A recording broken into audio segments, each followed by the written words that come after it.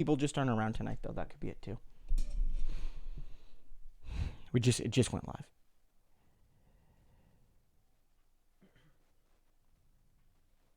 Did it send a link out? Mm-hmm. Okay, yeah, 3 people here. That might not include. So just leave a comment again, and I'll make you moderator again.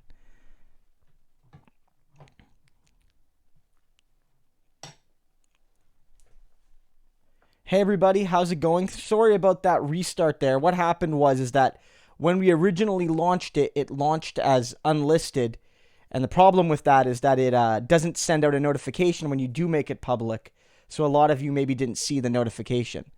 Yeah, we are back. LOL. Great to see you, Blonde Boy. Thanks for the first comment of the night. Dan, I know you asked a question. If you're around, get to us and we'll have that here. Everybody, yeah, okay. So thanks for that, guys. And sorry about that. We don't know if the notification went out to people or not. If it didn't, that means that a lot of people might not see it. So we already have 9 people here, so we're guessing that that was part of it.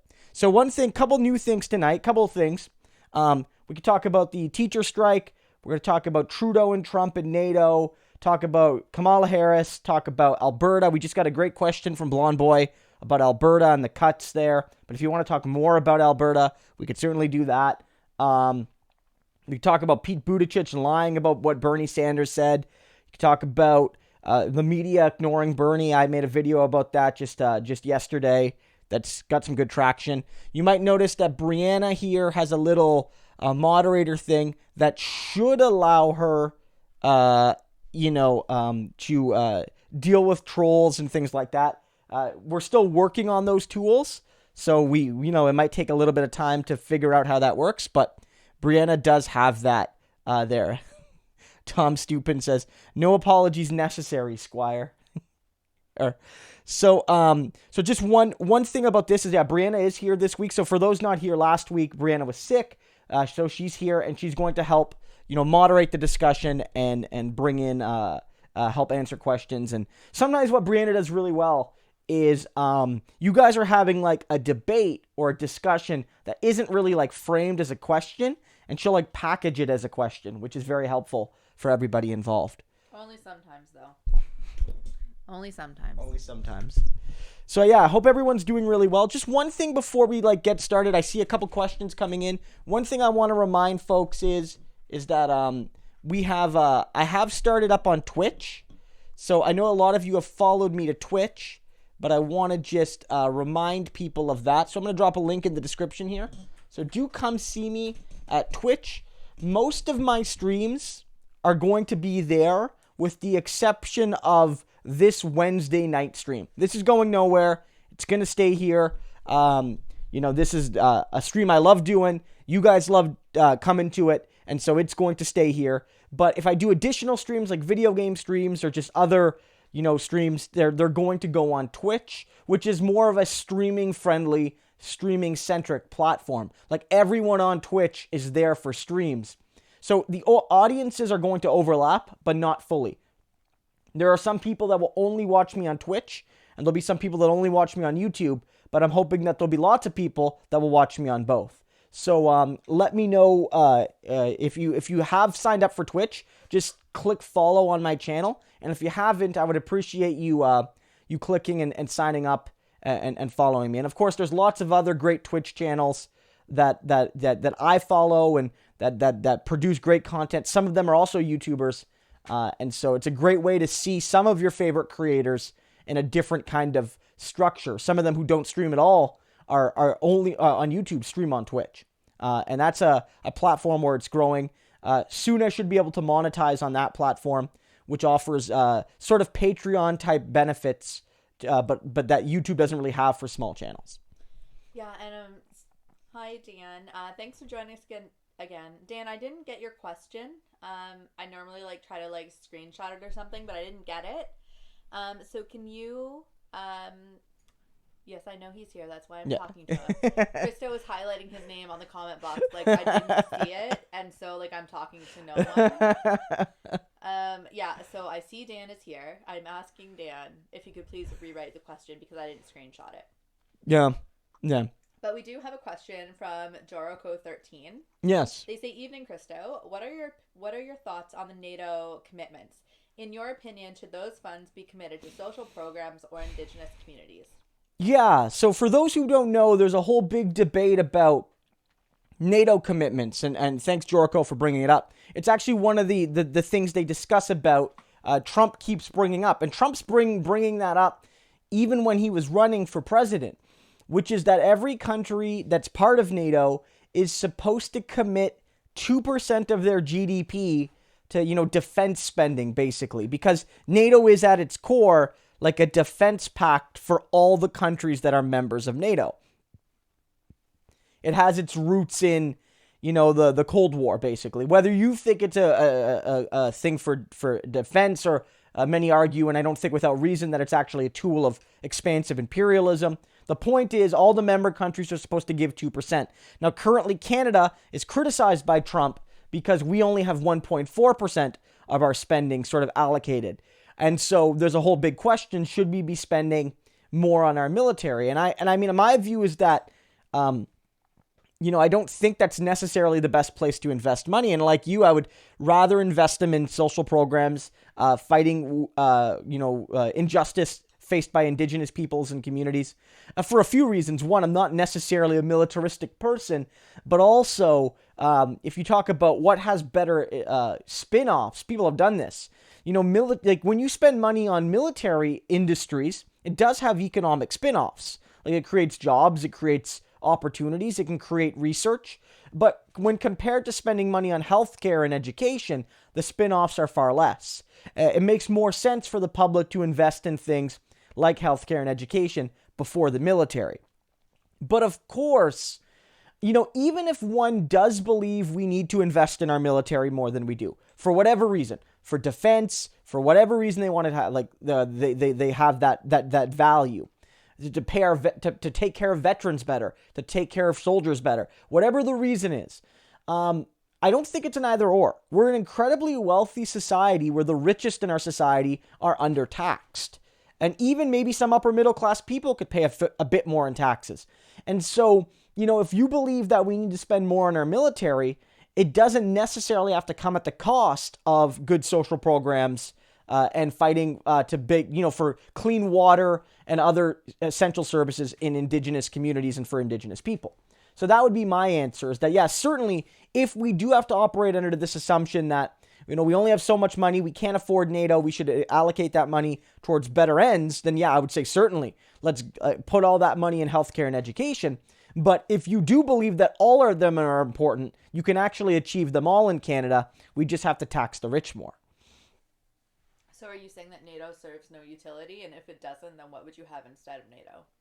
Well, I mean, it's not that necessarily NATO. So Brianna asked for that NATO, if NATO serves utility or not. Well, the question of NATO is, what is NATO and what is the utility of NATO? And NATO might serve a utility, but a utility I don't agree with. And I think NATO serves a kind of Western imperialist utility.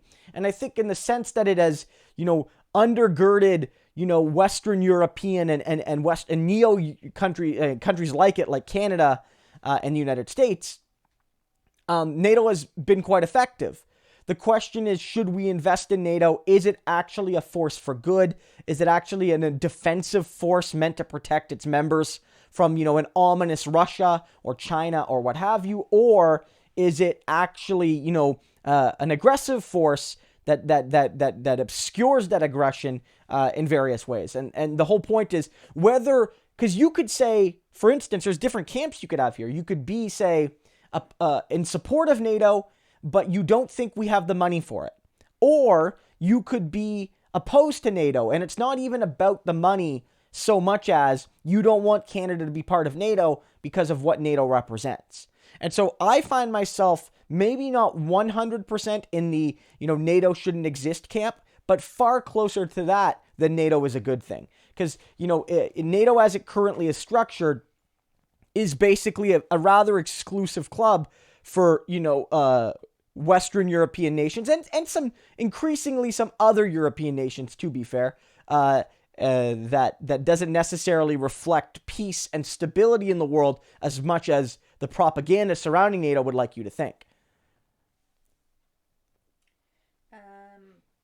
Okay, so some people asked what 1.4 amounts to, and I think people answered approximately 20 billion or 21.6 billion. Is that correct? I mean, yes. I mean, I don't know. Those guesses are probably better than mine. Blonde Boy says 21.6. So if you look at it another way, if like that means we're about 25 or so percent short of where we need to be. So, on the grand schemes of things, it is only about 0.6% of GDP, but 0.6% of GDP is billions and billions of dollars. That is, like the cost of some good social programs. On the other hand, Justin Trudeau's tax cut that he's giving out is probably more than the cost of what it would take to become NATO compliant. So, like, the money could be found if we choose to find it. So Pills Bandy Doughboy says veteran services don't count towards NATO commitments, do they? I don't know. But that, actually that probably makes a lot of sense. One, because, the nature of NATO is not to actually respect the troops and their sacrifice, but to perpetuate, Western military hegemony. And so in that case, taking care of your veterans wouldn't count. And I could certainly see how, if your goal was actually to maintain like meaningful military readiness, that, certain military adjacent spending wouldn't count, because you could make the argument that like taking care of an 85-year-old veteran isn't actually military readiness. Although you could make the case that if veterans feel confident that they'll be taken care of no matter what, they'll serve their country better and more reliably, and more people will be willing to join the military, resulting in higher quality pools of servicemen and servicewomen. And so you could make that argument there. But that wouldn't surprise me that there's not all technical military spending counts towards the 2%. That wouldn't surprise me. Again, I'm not an expert on this, right? So, like, I could be wrong. Jericho13 says, I understand that case for Arctic sovereignty, but would it not be reasonable to suggest our industry and resources make up the shortfall in spending? Yeah, I mean, you could make the argument that those who tend to benefit or supposedly benefit from what NATO provides would be the ones to pay for it. Is that disproportionately the rich? Is it industries that tend to operate outside of Canada and therefore might need more military protection? So primary resource industries. Is it places like industries that will tend to benefit from new Arctic waterways that are developing given global warming? These are all things that I can't fully answer, but I think it's perfectly reasonable to suggest that you might find some success in couching the newfound taxes to say fund that 0.6% on those who will benefit from it. Then again, liberal governments and conservative governments have generally been unwilling to make the rich pay their fair share. In fact, they're more likely to give the rich money, as we've seen with Justin Trudeau and his liberals giving millions of dollars for Galen Weston and, to buy new fridges for Loblaws. Oh, Joshua Hunt is here. Josh, great to see you. Okay. Thanks for saying hi. Okay, we have another question. Yeah. Off-Grid Wannabe says, did Jagmeet have a comment on the pipeline gift today? I'm not sure if he did today or not. I've been kind of focused on, today I did a lot of stuff on Trudeau, Trump, and NATO. I know Jagmeet spoke about that, suggesting that there's a lot to criticize Trump on. A long press conference maybe isn't that thing. Of course, as I noted in my first video today, Jagmeet Singh has been very open at criticizing Donald Trump, calling for him to be impeached, which is 100% the right move, and Donald Trump should be impeached. So my focus was on how, like, everyone thought Trudeau did a brave thing today when Trudeau did nothing of the sort.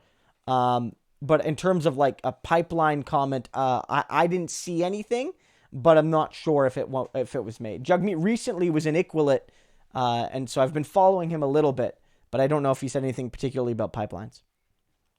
Okay, Dan Corbyn says, thoughts on the federal government saying the carbon price hike won't be decided till 2022. Is the Trudeau government being fundamentally honest about the looming climate catastrophe? No, they're not. Well, the whole underpinning of the Trudeau carbon tax is dishonest. because it's not actually doing what it should be doing, because the carbon tax doesn't actually apply to many of the most carbon intensive industries. So when it says we're charging X amount per ton, and like that's our carbon price, then you need to realize that that doesn't actually include a lot of fossil fuel industries. They're not taxed on carbon, or they're not taxed on the full extent of their carbon. So right off the bat, the carbon tax doesn't work as you might expect, which is that if you produce X amount of carbon, you pay X amount in carbon tax. It doesn't work like that. And I think by pushing it back to 2022, I think honestly what Trudeau is doing is trying to avoid it as an election issue right now. Justin Trudeau, one, I don't think cares about climate change. I don't think so. Trudeau's not a climate change denier. Trudeau fully understands that climate change is happening and just does not care. He does not actually want to solve the issue. But I think by 2022, odds are that we're going to have had another election. This minority parliament might last longer than some other minorities because Trudeau has a strong position. He's way bigger than the next biggest party. He's only 13 away from a majority. It would take 3 parties minimum cooperating to defeat him on any particular vote. The Conservatives, I think they're going to turf Scheer, so they're not going to run an election. The NDP needs to fill the coffers before I think it's going to want to run an election, if we're being frank. And so there's going to be a while before the next election. But I think by 2022, which is, 3 years away, we might have that election. And so I think Trudeau is maybe hoping that he won't have to raise the carbon tax, can maybe have an election, maybe win a majority government, and then raise the carbon tax and give himself, 5 years of cover, 4 years of cover, and hopefully people forget. And I think that's what it is. But you're right. I mean, the whole point with the carbon tax is that you have to raise the cost as you go on. You have to raise the cost of carbon. You have to do that because hypothetically, we need to expedite the process. You give industries and individuals time to ramp up, and hypothetically, at least, industries and companies and whatnot should get better at operating without carbon, becoming more carbon efficient, and so this should incentivize that further efficiency seeking. Okay. Pills Bandy Doughboy says, what effect do you think Corbyn and Sanders wins would have on our politics? Oh, I think the effects would be great. I think the effects would be fantastic. With Corbyn, I think, he is bringing like more of a definitive left-wing version than even Bernie is. In his rhetoric and in his policy, he would really be like a definitive victory for actual socialism in a way that like maybe even Bernie Sanders isn't really running too much as a socialist, right? Like he's in the academic definition. Corbyn winning would be a great vindication of that. Bernie's win, though, might be more significant because, one, it's so much closer to home. And while the UK's political system is maybe more similar to Canada's than the US's is, Canadians and Canadian media, we all pay way more attention to what happens in the States than what happens overseas in the UK. So it makes perfect sense to me that a Sanders win would be way more influential. And I've noted this before, that if Sanders wins and can actually succeed in implementing even part of his vision, it'll be like a kick in the butt for Canada, frankly.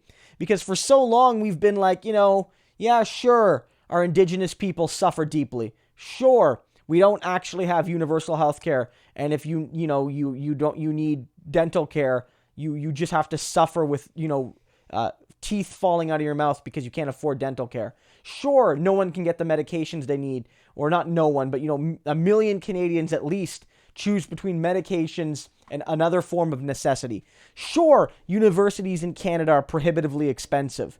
But on all of those fronts, you could make the case that we're just a little bit better than the US, and so we should be content with what we have. and let's just vote Justin Trudeau again and get on with our lives and laugh at Donald Trump and laugh at the funny Cheeto orange man. Like, that's the depth of the limitations of our politics right now. But imagine if Bernie Sanders wins and they get free university in the United States, and they get Medicare for all, but their Medicare for all includes dental and includes pharmacare, and they get childcare. Even Elizabeth Warren, one of her platform pieces, is a national childcare program. What if they get a wealth tax? We don't have a wealth tax. And if they can achieve those things, all of a sudden, like, we might be the most right-wing country, in the developed world on a lot of these things. And it might give Canada a push to say, like, hey, if we want to pretend we're better than Americans, we're going to have to do something for the first time since 1965, right? And I think that's something that might be really helpful. One thing to note, some people always tell me, if you're here, click the like button on the stream. Apparently it helps bring people to it. I know it just seems like imaginary little blips and bloops, but apparently it helps. And if you're new, please consider subscribing to the channel. We do these live streams every week, and we do lots of Canadian and American politics. So if you like this stuff, you'll like the channel more generally. Comrade Internet is here. They say that they baked a bunch of cookies for the striking teachers today, which is very nice. So Bob Bobain says, do you think it's fair for someone to argue that Trudeau is actually Fidel Castro's son, therefore the rightful heir to the Cuban throne? The right-wing memes about Trudeau are so hilarious, right? The Pierre as well. There was this myth that Pierre was a secret communist, that he was, and often it was, or that Pierre was the secret puppet of David Lewis, and it was rooted in this sort of anti-Semitic thing where David Lewis, the Polish Jew, was secretly controlling Pierre Trudeau in the 1972 to 74 minority government, and it was a secret Semitic takeover of Canada, and blah, blah, blah, blah, blah. And yeah, I mean, I don't even engage with these arguments, right? Like, I don't engage with the Justin is Fidel's love child. It makes no sense, and of course, there's no heir to the Cuban throne. Cuba is a, people's republic, and, it's not a monarchy. Yeah, someone wants to know if he was born in Kenya, too. No. Oh, no, I mean, maybe. Okay, Vote for Daddy says, quite a bit of stuff is coming out about Pete Buittigieg and his time at McKinsey. It just came out that they were advising ICE how to spend less on detainees' food and medical services. Will it hurt him? I mean, it should, but I don't know. I mean, he's already polling at, like, 0 with African Americans. And I mean, I don't know how he polls with, say, Hispanic voters. But, like, I mean, Pete Buittigieg already has a kind of questionable record when it comes to law enforcement and how it relates to citizens. We see that in South Bend, like, as mayor, he has almost no record, and the record he has is bad. And we have to remember, kind of going to that, what somebody said about Kenya, Pete Buittigieg praised the Tea Party for bringing up important questions of American society. And don't forget that it was the Tea Party that helped to fuel, in combination with Donald Trump, the very denial of Obama's legitimacy as a president and as a citizen. And it was like part of this really ugly narrative. And Pete Buittigieg praised them, praised the Tea Party. And so it does not surprise me at all that Pete Buttigieg would have what are essentially white supremacist viewpoints. You can be gay and still be white supremacist. And I think Pete Buttigieg has certainly exhibited some of those things. And I mean, this idea of using prisoners to save money is something that we've even seen from prominent members of the Green Party here in Canada. I've spoken about this before. It wasn't too long ago, during the last election, actually, that Pamela Anderson asked Justin Trudeau to force prisoners to become vegans, to make the prison food system a vegan system. So it was a white, wealthy lady asking the government to enforce a dietary lifestyle upon an overwhelmingly poor and racialized and indigenous, population. Not overwhelmingly, disproportionately poor, racialized, indigenous population who may have cultural issues or dietary issues or just preference issues about why they wouldn't want to be vegan. And in fact, Sheriff Joe Arpaio, of course, the disgraced ally of Trump, worked with Pamela Anderson to do much the same in Arizona, to basically make jails and other institutions vegan or vegetarian as a quote unquote taxpayer saving initiative. So I could see Pete Buittigieg doing the same thing, being like, look, we're not trying to be racist or discriminatory. We're just trying to encourage a green lifestyle and save a little bit of money while we do it. So yeah, Pete Buittigieg is an ugly person. He may be worse than Biden. He may be the worst person in this race. Yeah. But do you think it will hurt him? Will it hurt him? I don't know. Again, if the people who disproportionately care are the people who are disproportionately the victims of ICE, aka black and Hispanic people, and Pete Buttigieg is already polling at 0 with them, then can it hurt him? I don't know. Will the people who do the Pete Buttigieg dance care? That remains to be seen. Okay. I don't have high hopes about that. Tom's Steppen says, on a video earlier today, you said that Canadians and Americans will balk at the notion that Trudeau and Trump were relatively similar as leaders. Why would Canadians take issue with that? Why would Canadians take issue with Trump and Trudeau being similar? Yes. Because it makes them look like they just voted for somebody who's similar to Trump. And Canadians, above all, value one thing, and it's their self-righteousness in how they vote. And they can't be seen as voting for like a conservative type person, because when they vote for Trudeau, they are voting for large planks of Trumpism. They're voting for the coups in Bolivia, coups in Venezuela, backing a homophobic and I use this word not with hyperbole, genocidal regime in Brazil. They back governments that support Saudi Arabia and all of the harm that does. We sell weapons to them. So do the Americans. Trudeau recognizes Trump's caged kid policy as a legitimate one, as a safe one. Trudeau proclaims to Canada, United States, and therefore the world that what Donald Trump does to refugees is safe and appropriate. Canada recognizes only one country in the world uniquely safe to treat refugees, and it's Donald Trump's America. So Trudeau says to the world, hey, Sweden, Norway, you don't treat your refugees as good as the United States treats its refugees, which we know is a lie. But Trudeau, along with Scheer, supports that initiative. Both Trudeau and Scheer, when push comes to shove, ultimately stand for the rich and powerful in their countries, even though both Trudeau and Scheer, in very different ways, pretend to support the common working and middle class. They're more similar than they're different. Same thing with Trudeau and Doug Ford. And I've noted this before. Trudeau supporters would hate the idea that they might actually have a lot in common with Ford. And Ford supporters, they hate when they're told that their guy's not that different from Trudeau. But it's more true than it isn't.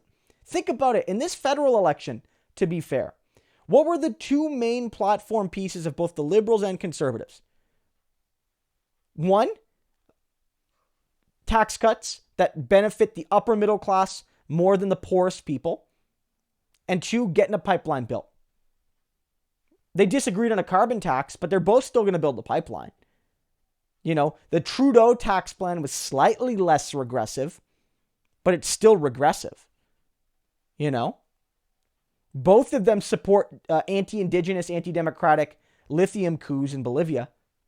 Both of them support a homophobic and genocidal regime in Brazil. Both of them support a nakedly anti-democratic coup in Venezuela.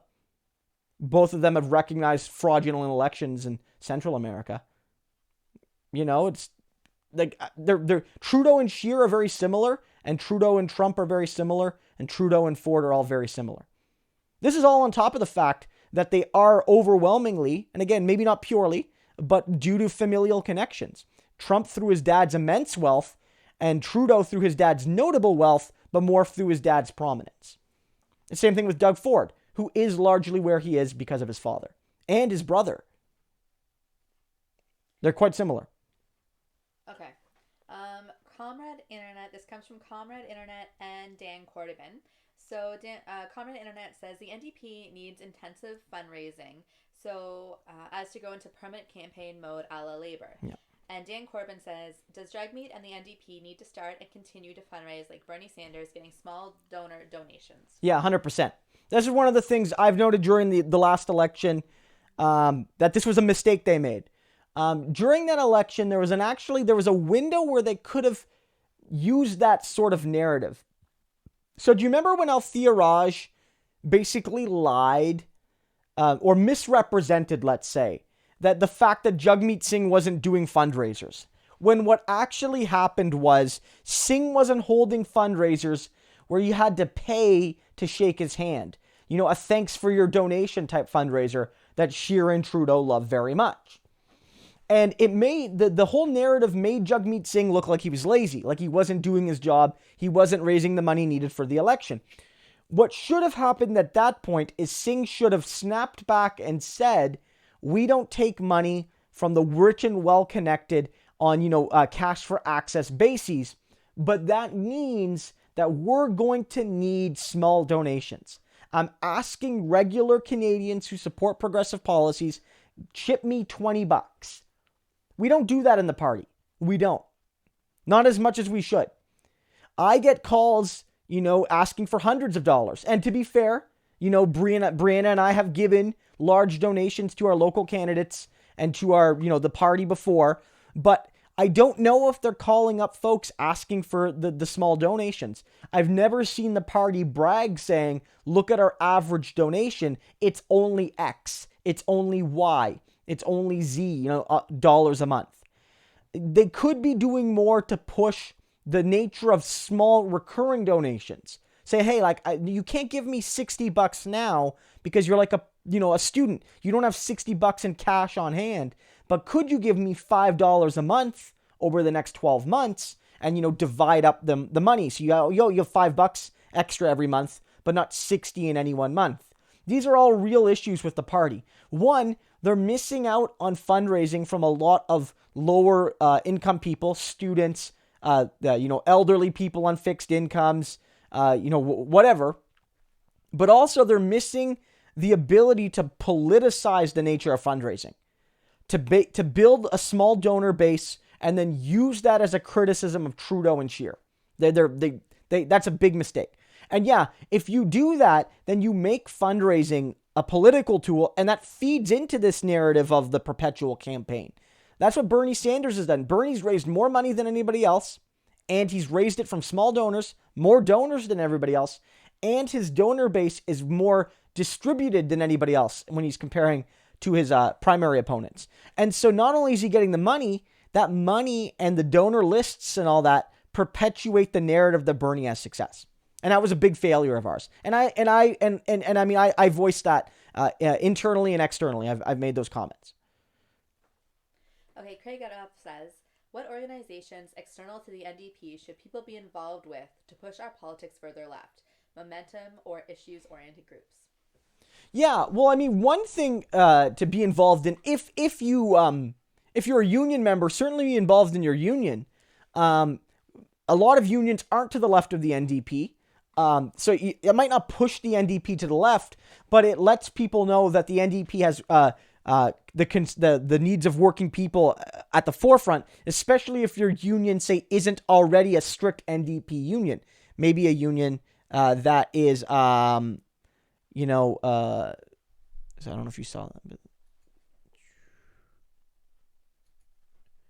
But, especially if it's a union that, there we go. Especially if it's a union that isn't NDP. There are steelworkers, which Brianna is a proud member of, and CUPE that are already diehard NDP unions, but there are others that are like ABC unions, or even liberal unions in some cases, or even conservative unions, if you're talking about the cops or something. Getting involved in those groups is great.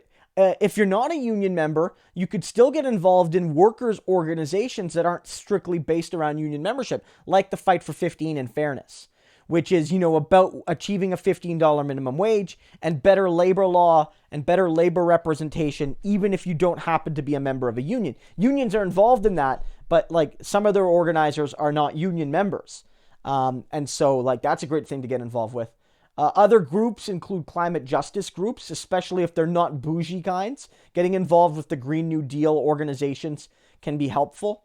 What are some other good ones? In Ontario, we have the Coalitions Against Poverty. Some of them tend to be maybe skeptical of the NDP, but the CAPs, if you will, like there's OCAP, that's the Ontario one. In Kingston, we have KCAP, the Kingston Coalition Against Poverty. These are groups that include a lot of they're organizations like of and by poor people that challenge, austerity. They help people apply for social assistance. They, talk about things like rent and public housing and things like these. Did you say healthcare coalition? Yeah, the healthcare coalitions. I don't know what they're called in every province, but there are coalitions that are dedicated to preserve and expand public healthcare. Defend public healthcare. Living wage coalitions in your community. Those are organizations. One thing, not strictly ideologically, but you could get involved with fair voting organizations. Fair vote. That could be that which pushes largely for proportional representation. All of these things are options you could look into. What else? There are also groups like Courage, which is sort of like a para NDP organization, which has a lot of people who are NDP sympathetic but are critical of the party for being too timid. And you could get involved with groups like that. There are groups like Fight Back, which is sort of a Trotskyite group. And there's also groups like the Socialist Caucus within the NDP. These are all groups that exist as groups you can get involved. Brianna's not a fan of the Socialist Caucus, not for what they say, but largely how they say it. But beyond that, there's lots of ways to get involved. And I'm sure I'm missing tons. I'm sure I'm missing tons and tons. Tons and tons, yeah. Okay, Jeffrey adds, Sanya says, France is going to have a general strike protesting Macron. Yeah, Macron deserves it, right? I mean, that's where the yellow vesters are good, right? The yellow vesters are good in France. Or at least not, they have complicated and some troubling elements, but they're not unequivocally bad like our yellow vesters. And Macron deserves that because, he's one of the quintessential, neoliberals of our time. And he's used, his policies to attack workers and to implement austerity. And it's fully deserved that the working class people of France are protesting against him. I'm just going to grab my water. Okay. And actually, why don't you talk a little bit about the yellow vesters, because there's some discussion about them in North America. Yeah, well, see, in Canada at least, for Americans, I'm not 100% sure. But what happened is that, was it last year? I'm not exactly sure when it started, but not too long ago, there were protests in France, largely aimed at the Macron regime, based on his austerity on the one hand and raising gas taxes on the other, which was seen as a pincer attack against working class people across the country. And in their protests, they started wearing those construction vests. And they started gathering in the streets all over the country, and there were tens of thousands, hundreds of thousands of them. And they actually did achieve in basically scaring Macron to pulling back on some of his policies.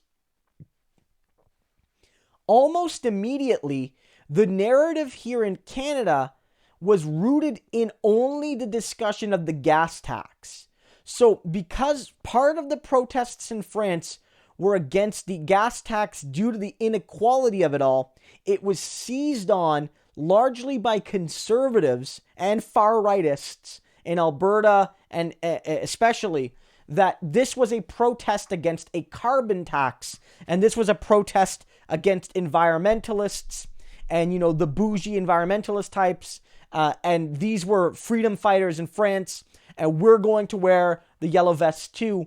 And almost immediately in Canada, it became deeply intertwined with oil and gas propaganda, racism, xenophobia, misogyny, Islamophobia, and it became all about that. And almost immediately, the Canadian one was purely right-wing and often far-right. Whereas in France, it's much more ideologically eclectic. Both are populist, but the one in France has both right-wing populists and left-wing populists involved. But the one in France, I would say, is probably leans to the left overall, whereas in Canada, it's very hard right. In Britain, in the US, I'm not actually sure what the yellow vest context is, although something tells me that it's not as prominent as it is either in Canada or in France. Okay, Janky Man says, has Christo gotten treated to the Trudeau-Trump behind-the-back gossip yet? So do you want to talk about a little bit about the videos you made today? Yeah, so I made a couple videos today. The first one I made was focused on the Trudeau remarks when he's standing with Macron and Boris Johnson and Princess Anne and I believe others, where Trudeau's like, Trump made me late for a conference, and we all had our jaws dropping because he gave this 40-minute unscheduled press conference and blah, blah, blah. And then Trump responds by calling Justin Trudeau two-faced, and I made a video about that. And then I made a second video a little bit later where I focused on one, Trudeau being asked, are you going to apologize? And Trudeau basically saying, like, no, but not saying no, basically saying Trump and I had a productive discussion and, we'll continue to have productive discussions. And then Trump, his own little recorded video where he basically says, wasn't it funny when I called the guy two-faced? And almost like he did it on purpose. It wasn't Trump being rash or Trump being uncalculated. It was rather Trump being purposeful. And I made a video talking about that. And my narrative in those videos was, whether people like it or not, Trump and Trudeau actually agree quite a bit. And these sort of moments actually serve the interests of both. This is great for Trudeau because it makes him look like he's standing up to Donald Trump, and he didn't actually do anything to stand up to Donald Trump. So most Canadians don't like Donald Trump. So most Canadians are going to be like, Justin's like fighting for us against, Orange Cheeto Man, right? But and in Trump, anytime we're talking about this basically ate up the entire impeachment news cycle today. They're still having impeachment hearings in the States. But this was bigger news today than anything happening in those impeachment trials. And so that probably was a benefit to Trump too. And I think that's kind of like a big factor. Yeah. The Hob is here. The Hob says, was there any tactical benefit to Singh's comments about two-faced Trudeau? I feel like you could have framed it better. Yeah, I briefly saw his comments that, it's like there's lots to be mad about Trump about, but, making you late for a party isn't one of them. I mean, at the end of the day, I didn't see much about Singh's comments, positive or negative, so I don't think anything he said is going to hurt him. But I do think that, Singh has already sort of taken his stance on Trump, which is that he should be impeached, that Trump has attacked the fundamental human rights of migrants, and that Canada is complicit in that so long as we have the Safe Third Country Agreement. And so maybe Singh could have hammered those points home again more clearly today. That's what I would say, is that you don't want to look like you're defending Donald Trump, because Justin Trudeau's comments, I don't think were actually that inappropriate. Like, Trudeau didn't say anything mean about Trump. I don't feel, and I'm not one to defend Justin Trudeau, as you guys know. But it was inelegant, and it probably was something. It was an unforced error that didn't need to be made. Justin Trudeau should know better than to have that kind of discussion in that kind of context, even though what he said wasn't that bad. Yeah. Craig Adolph, who is like one of my favorites, said, "Yeah, Christo, will you stand with the young Ontario student who called Doug Ford a Timbit? Will you stand with him in solidarity and call Doug Ford a Timbit?" So there was this young man today. Yes, Doug Ford. There was this young man today, in the context of like the teacher strike and all of these things, who was asked like, what do you think about Doug Ford? And this young man basically said, Doug Ford, he's probably thinking about Timbits, and I just want to say that Doug Ford's a Timbit, which was, this like funny moment, and it went, viral as much as Ontario politics stuff goes viral outside an election. And a lot of people are calling Doug Ford a Timbit now. And I think that young man was certainly onto something. And he has my solidarity and my support. 100%. Yeah. Yeah.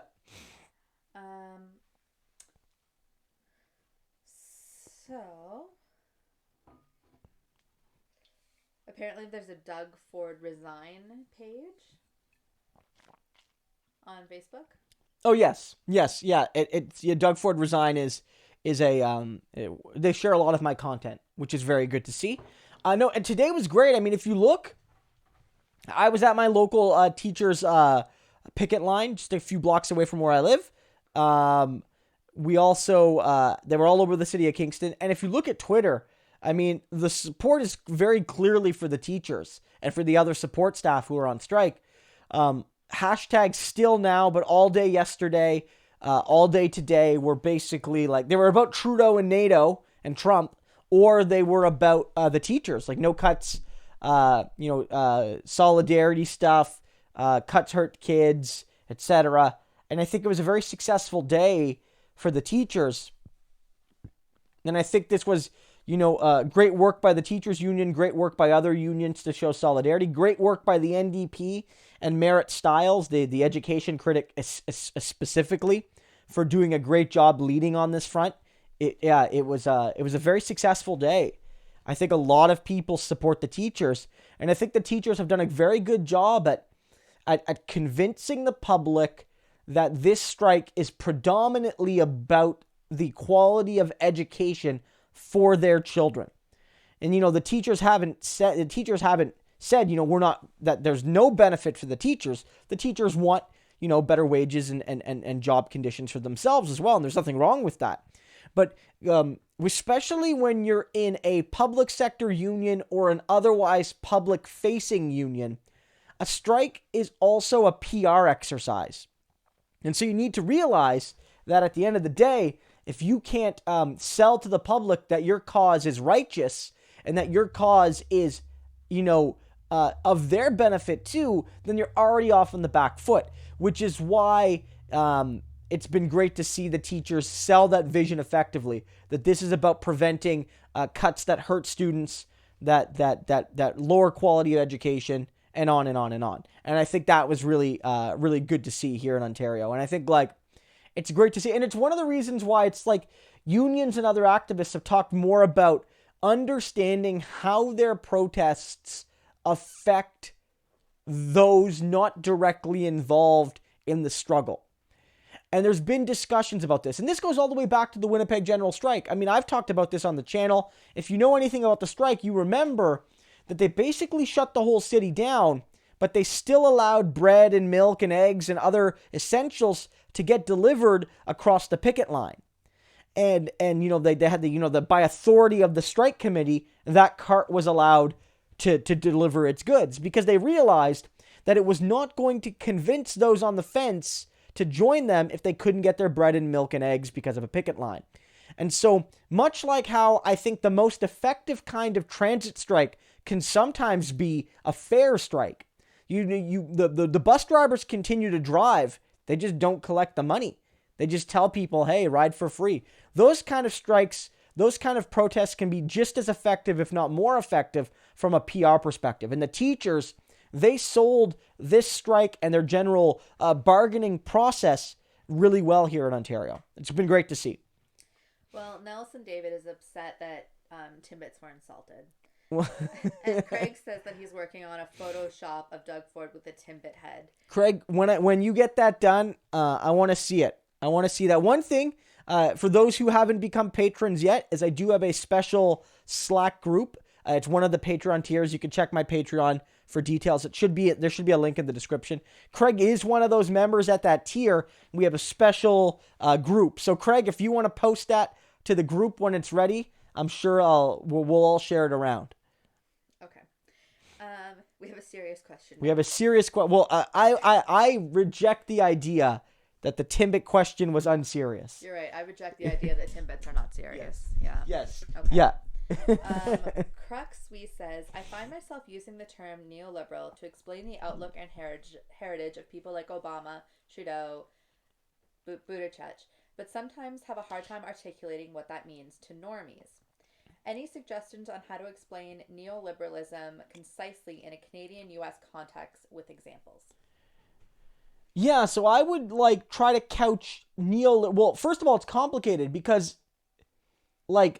most conservatives are also neoliberals, right? Why don't you explain what a neoliberal is first? I mean, like, neoliberalism is basically a reaction to the post-war economic settlement. That after the post-war era, even conservatives and liberals sort of became Keynesians in a way. They became believers in more interventionism. Even Republicans like Eisenhower, for instance, didn't really assault the state. But in the 1970s, there was a new wave of economic crisis rooted in the development of of economies outside Western Europe and North America, the rise of OPEC and otherwise commodity price instability, automation, which helped with outsourcing, but even in cases where it wasn't outsourced, lowered job availability and allowed employers to lower wages. And all of these things led to a crisis. And the winners of that crisis basically asserted a new economic common sense, which was rooted in wages must be low, regulations must be low, taxes must be low, corporations must be free to produce and innovate without restrictions, and must not have to pay nearly as much in taxes when they profit from those creations.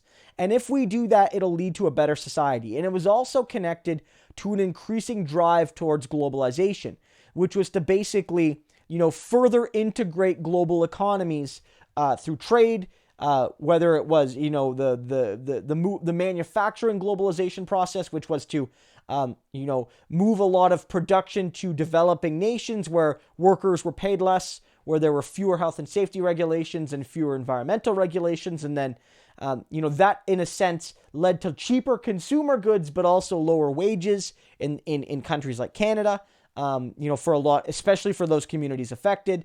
And like, that was that sort of neoliberalism. The idea that the tearing down of the Keynesian consensus, which was almost ubiquitous in Canada and the United States in many ways, although expressed somewhat differently, went away.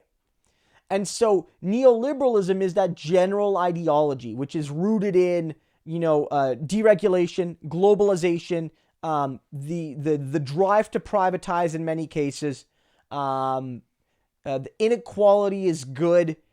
Some neoliberals will try to argue that inequality is, they'll try to fight it and things like that in certain loose ways, but they ultimately support the underlying concept. Like, that's basically neoliberalism. It's a rejection of, any sort of regulation that sort of preserved balance between the rich and everybody else in that period. And if you can look, you can see practical examples. From about World War II's end to the mid-1970s in Canada and the USA, as profitability and productivity rose in corporations, wages rose with them. There's been tons of graphs that have shown this. Usually the wages will lag a little bit because collective bargaining doesn't happen immediately. It often happens in yearly or tri-yearly intervals. So you might have a bargaining process every 2 to 5 years. Companies will become more profitable and more productive. Workers will catch up through bargaining and through other forms of redistribution, and on and on and on.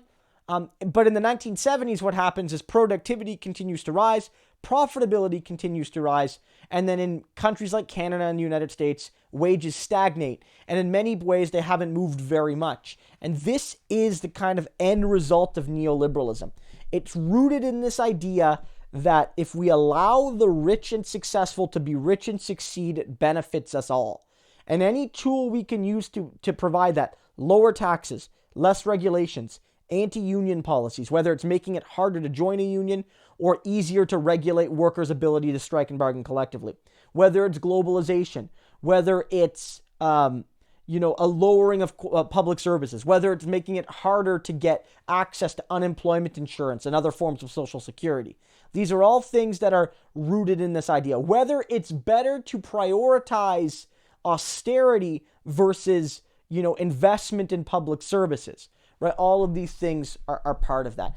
Or more accurately, whether it's, deficits are only bad when the deficits are rooted in positive social ends. Deficits are good or at least tolerable when they're rooted in tax cuts for the rich and powerful. And you could see that both Scheer and Trudeau would run deficits. Their deficits weren't existing, though, overwhelmingly because they were building, actual tangible public services. Their deficits were created in part because they were giving tax cuts, including to many people who didn't need those tax cuts. So it's hard to give one static definition of neoliberalism.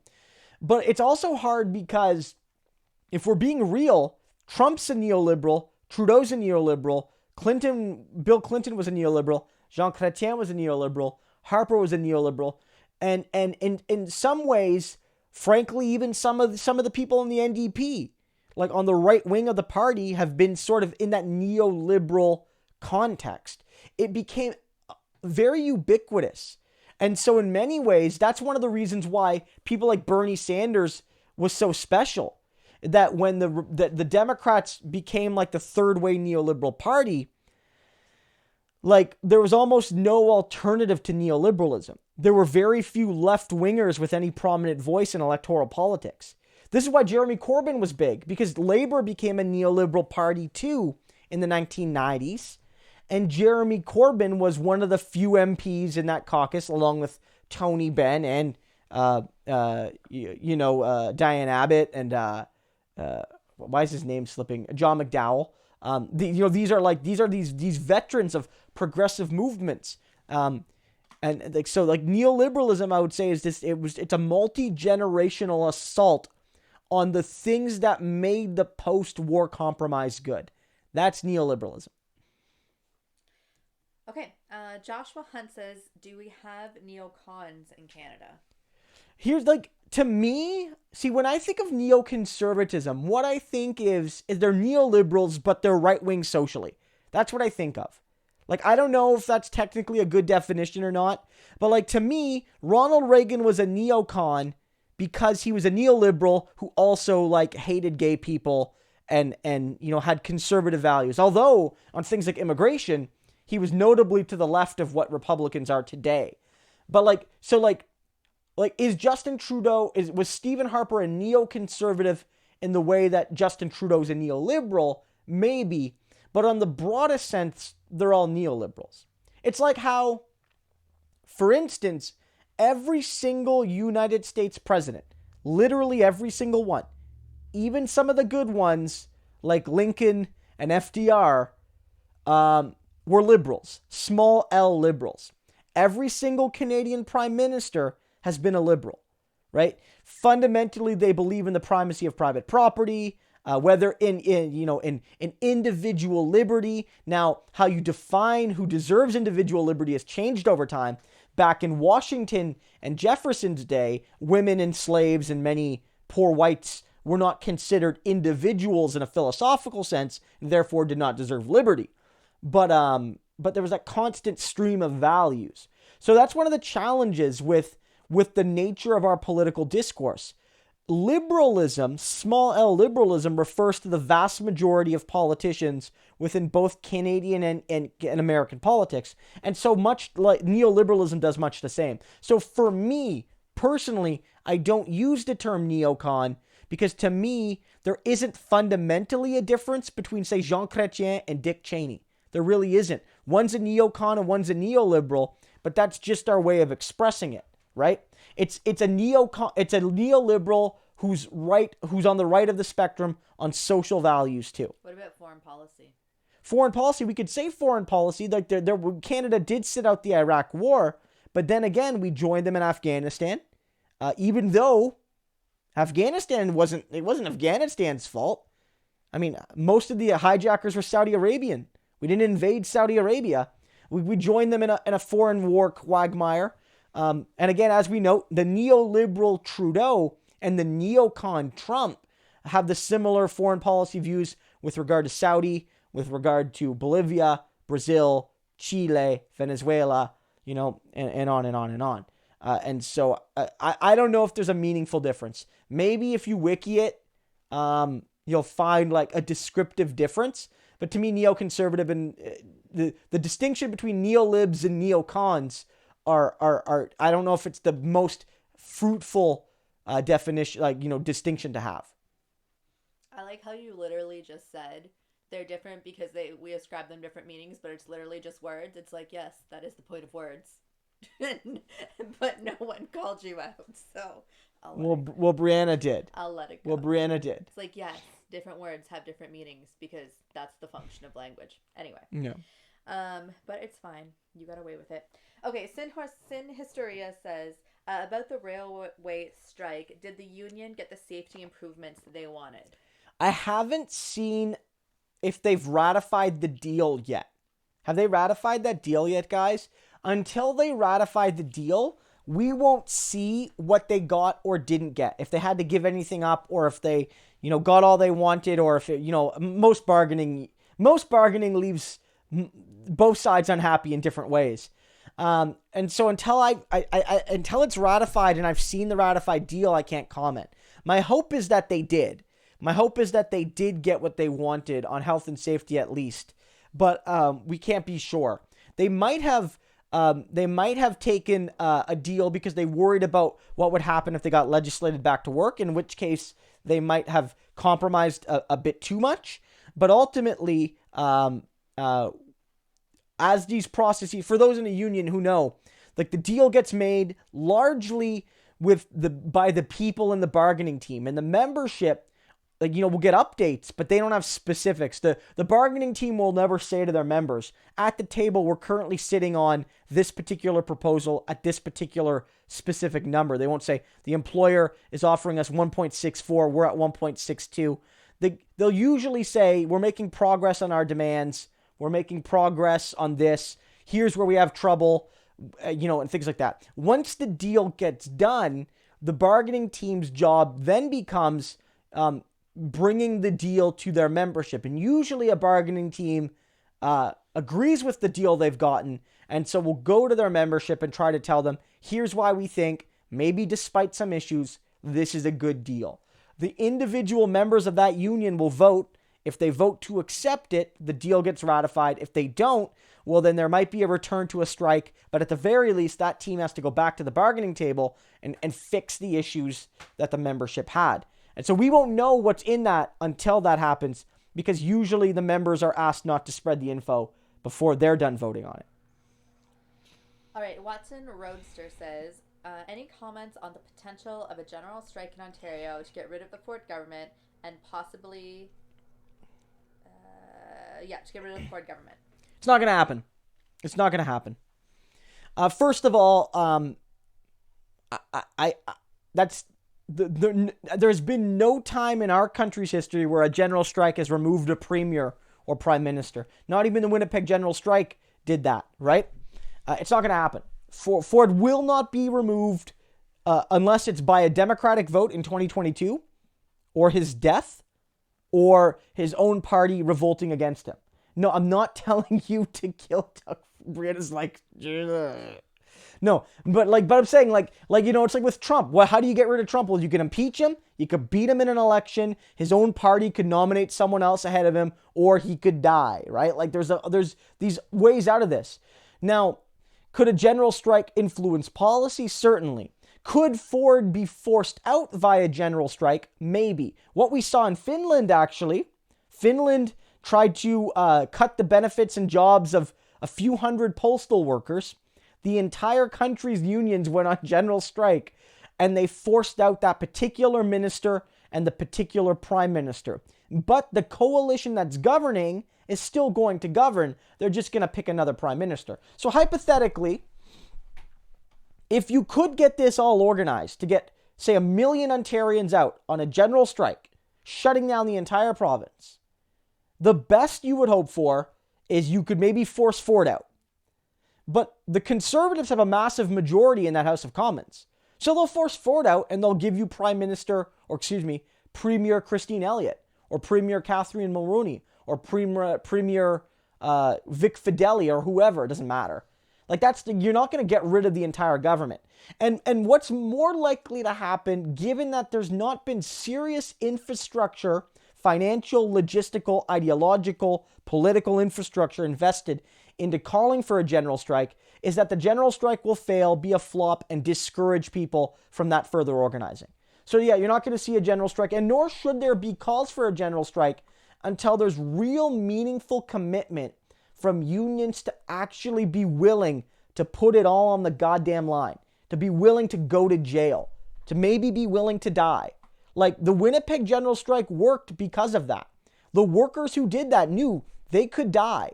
They could lose their jobs. They could be deported. We're not there. We're not there as a class here in Ontario. For better or for worse? For worse, largely. Okay, Nelson David said, did you read Matthew Lau's article saying that for better education in Ontario, they'd have to get rid of unions? It was for the Canadians for Affordable Energy. Yeah, I haven't read that, but I can already tell you I disagree with it. If you look at the countries that have good quality education, teachers are treated as professionals and often have representation as workers. And I have no doubt in my mind that what makes Ontario's education some of the best in the country is the fact that teachers have democratic structures within their workplace to express their concerns and their demands and their freedom. And you lose a lot of that when you lose unions.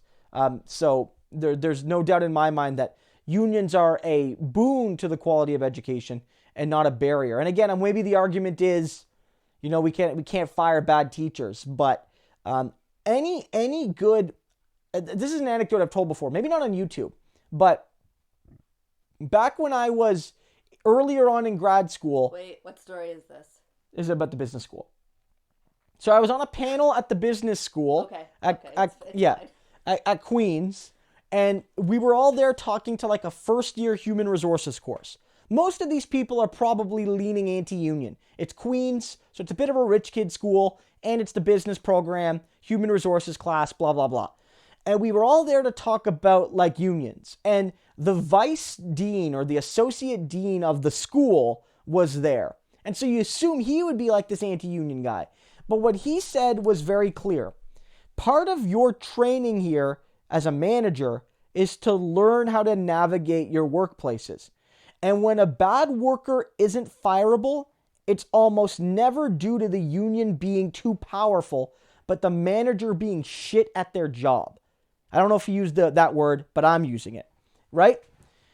Whether it's in a school or whether it's in a factory or a grocery store or wherever, a worker not being fireable is because management didn't do their goddamn job. And Brianna will tell you this. Brianna is a union representative. If you ever let me talk. Yeah. No, Brianna is a union representative.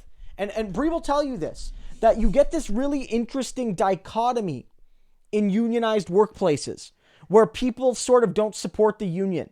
And they'll basically be these sorts of people who think unions are so powerful that the workers could shoot a man on the job and he'd get to keep his job. They could be snorting cocaine on their desk and they'd get to keep their job. And yet these workers will do something wrong, maybe not even egregious, but do something wrong and maybe be threatened with dismissal. They'll go to someone like Brianna and they'll say, hey, can the union bail me out? And the union could say, look, we'll do what we can. But the employer kept their notes. They gave you warnings. They gave you attempts to improve. You continue to exhibit patterns of behavior. And the employer may have grounds to dismiss you here. And we can do our best to defend you, but they might have grounds. And then it clicks in their mind, the union isn't the all-powerful, ubiquitous, productivity-killing, bad worker-protecting force that it is, and actually management has quite a bit of power when it uses it competently. And so that's my point. Any failure in the quality of teachers due expressly to the failures of principals and of other educational officials. So, yeah. And if we want better education in Ontario and in Canada, we just need to spend more money on it. And we need to invest that money, in the services and that students need, and in the classroom. That's what we need. It's more money. Brianna will tell you, but Brianna doesn't have a mic. Well, and Krista won't get her a mic. I've tried setting up my secondary mic, but it creates an echo. I haven't figured out how to do it yet. I need to download some additional programs in addition to OBS, apparently, to get multiple mics running. So I'm trying to figure that out, but every time I've tried it, it makes both mics sound awful. So unless there's something else you want to tell them that I think. Well, no, but No, I'm just kidding. Well, no, I'm just kidding. That's fine. No, Okay, Vahab says, I saw a video of a group of TTC riders storming the subway and not paying the fare like they did in New York City when New York City kept harassing poor people and POCs. Yeah. Anyone see that? Was it a super small thing? I don't know how big it was. Like, it's hard to tell sometimes by a video. Like, was it hundreds? Was it dozens? Was it wouldn't be thousands, but like, was it, 100 people? Was it like 50 people? Was it 300 people? Was this only one of the instances, but it happened to be the one get recorded? I'm not sure, but I think it was great to see. It was really great to see that. Oh, sorry. It's empty. Don't worry about it. It's really great to see this happen for a few reasons. One, we need free transit. And so like people doing this can maybe let people know that like at the end of the day, these turnstiles are imaginary and we need transit to serve the needs of the community, which is to fundamentally make it free. It's also a good form of protest because, again, the people affected by transit fee enforcement are not random. If you're poor or if you're racialized, maybe if you're younger, what have you, how you dress, it affects you, right? And so I bet if I somehow have fare evaded, I'd be much less likely to be inspected for it or to be, violently accosted by the cops for doing, what is effectively stealing like $2, $3 if we're being honest. So I think it's a good form of civil disobedience. I think it's great to see. I don't know how widespread it was, but I'm in 100% support of that form of protest. 100%. Jake Sisko wants to know what your favorite dinosaur is. Huh. It's a good T-Rex. question. I like the T-Rex because they have a big head and little arms. Yeah, Brianna thinks... Just like you. Yeah, Brianna makes... Say that again, just make sure people... Brianna said, because Brianna loves me very much, and it definitely would not make fun of me on live internet in front of literally... 10 people. No, 44 people, excuse me. She very much says it's a T-Rex because much like the T-Rex, I have stubby little arms and a giant head.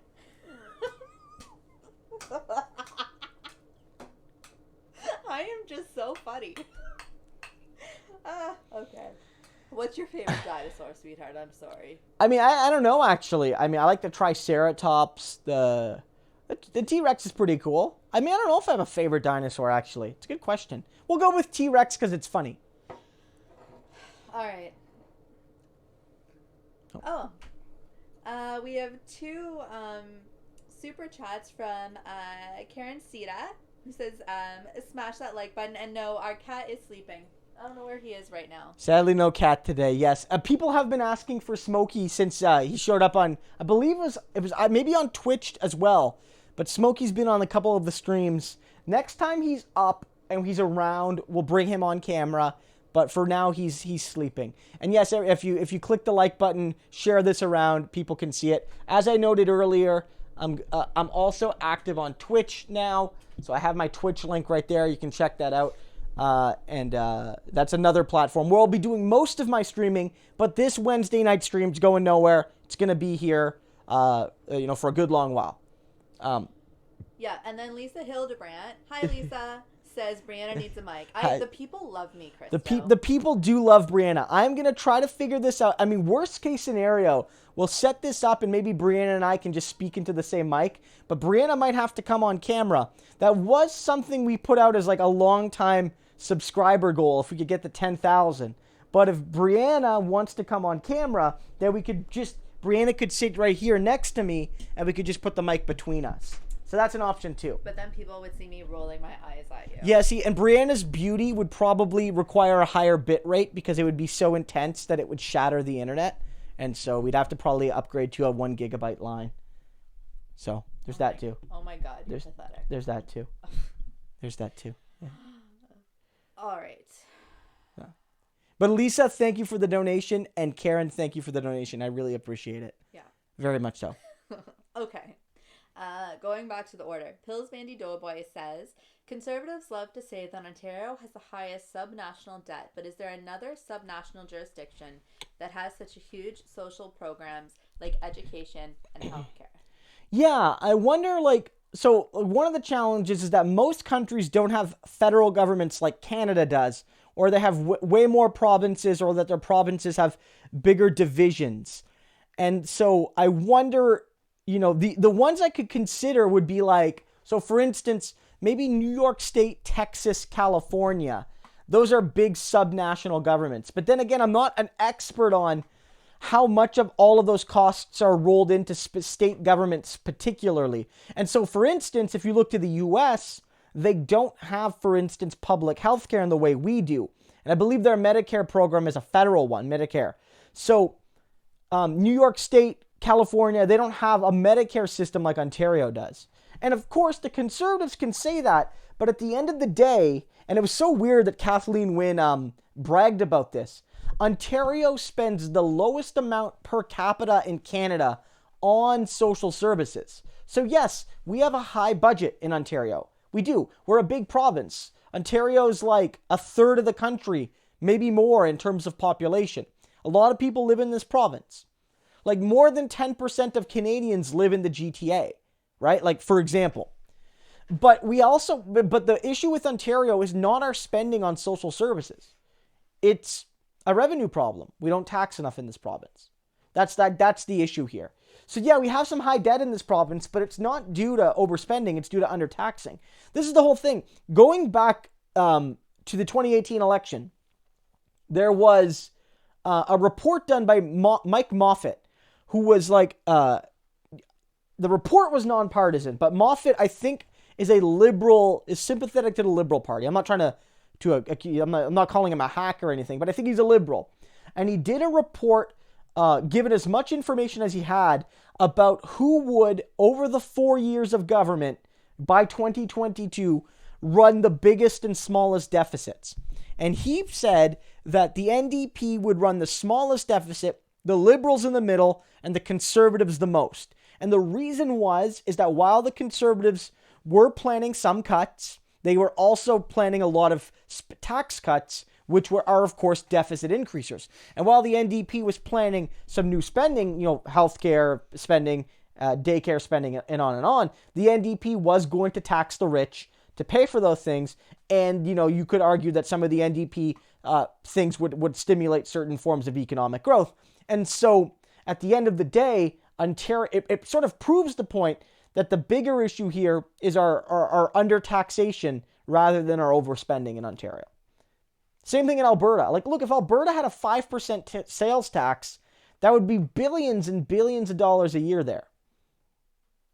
We already have a sales tax, but like we could have higher income taxes on the rich and stuff. Okay. Oh, shoot, I lost the question. Okay, hold on. People are saying that I need a mic and that Jaggy Man can't hear me. And that you need to set up a GoFundMe for a mic for me. Also, he's saying that 2 mics and 1 mixer is how it's going to be fixed. 2 mics and 1 mixer. Okay, I'll take a look into that. I'll take a look. Either we'll get a mic for Brianna separate at some point, or we'll because I have a microphone. I have I was just stalling until I found the question again. Now but I have the question. but I would need to find a way to get it working here on without having the mics feed into one another and when they're too close. But even beyond that, I found that when I put them across the room from one another, it still creates an echo on the system end. So it's something I got to look into. Okay. Dan Corbyn says, do you see the global protests happening as a referendum on 40 years of neoliberal policies?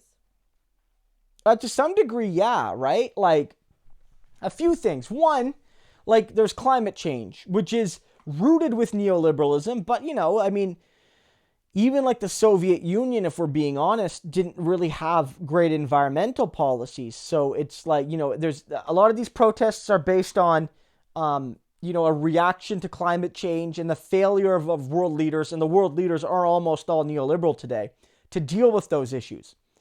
There's also it's also rooted in, what is it rooted in? It's rooted in intergenerational conflict, which I think, again, is tied to neoliberalism, because the baby boomers, and I'm not saying all boomers, but the baby boomers on aggregate sort of tended to take all the benefits of like quasi-free university and things, and then jack it all up once they had finished using those programs. And so the neoliberal order has also forged a really deep, intergenerational inequality in wealth and opportunity and security.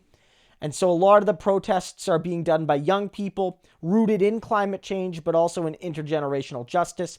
Some of these things are also a reaction to like white supremacy and stuff. You're seeing more movements protesting by people of color all around the world, almost like almost in a way similar in a way to the anti-colonial movements. You're seeing a growing recognition that the status quo has benefited, white Europeans, which again is rooted in neoliberal capitalism, but not solely in it. So there's a whole bunch of factors here that are part of this. But I would say that what sort of links them all together would be like the neoliberal status quo has failed to build the promised broad prosperity the broad prosperity that it promised, and also that it is unprepared to deal with the specific challenges of the 21st century, especially the younger people alive today.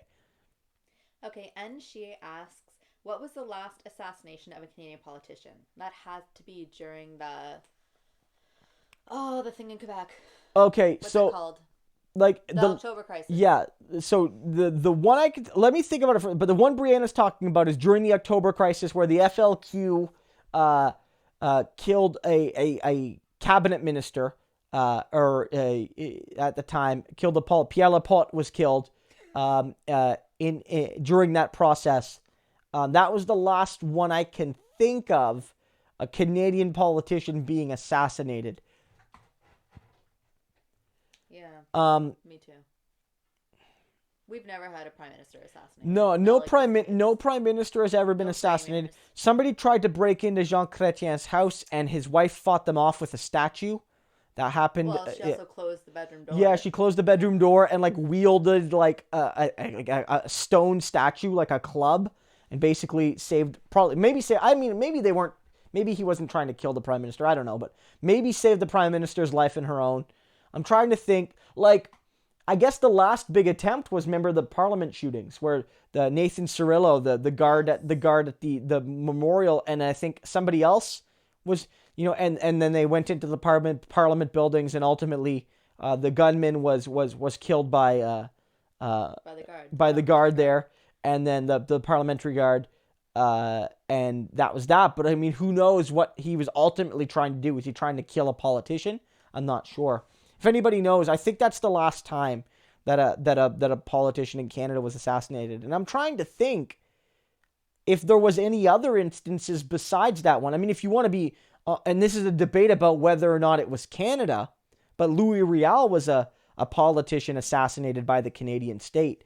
You might say murdered, executed, what have you, but that was a big one. But again, there's debates. Louis Riel did not see himself as Canadian. He saw his people as independent. But yeah, Pierre Laporte would be the last one.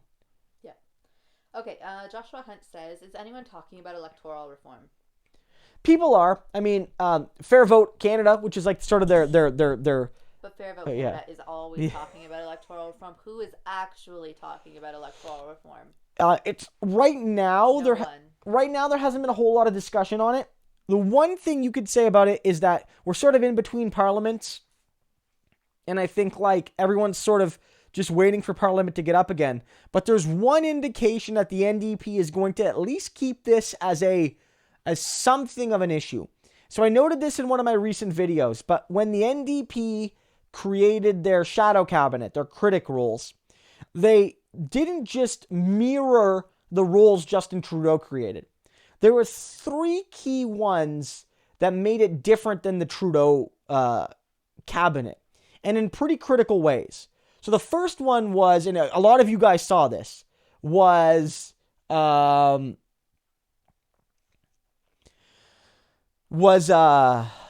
I'm not paying attention to what you're saying, so I have no idea how to help you right now. So was Nikki Ashton being listed as the minister responsible for public ownership? And so this is like a position basically created to talk about preserving and expanding public ownership, which of course is not something in the Trudeau cabinet. Another one is, instead of this BS middle class prosperity minister that the minister herself cannot define. She cannot define her job or what the middle class is. We have Charlie Angus as the minister for equality and affordability, or inequality and affordability, which is a direct, desire to ensure that we fight for those core concepts of making Canada more equal and more affordable for working and middle class people.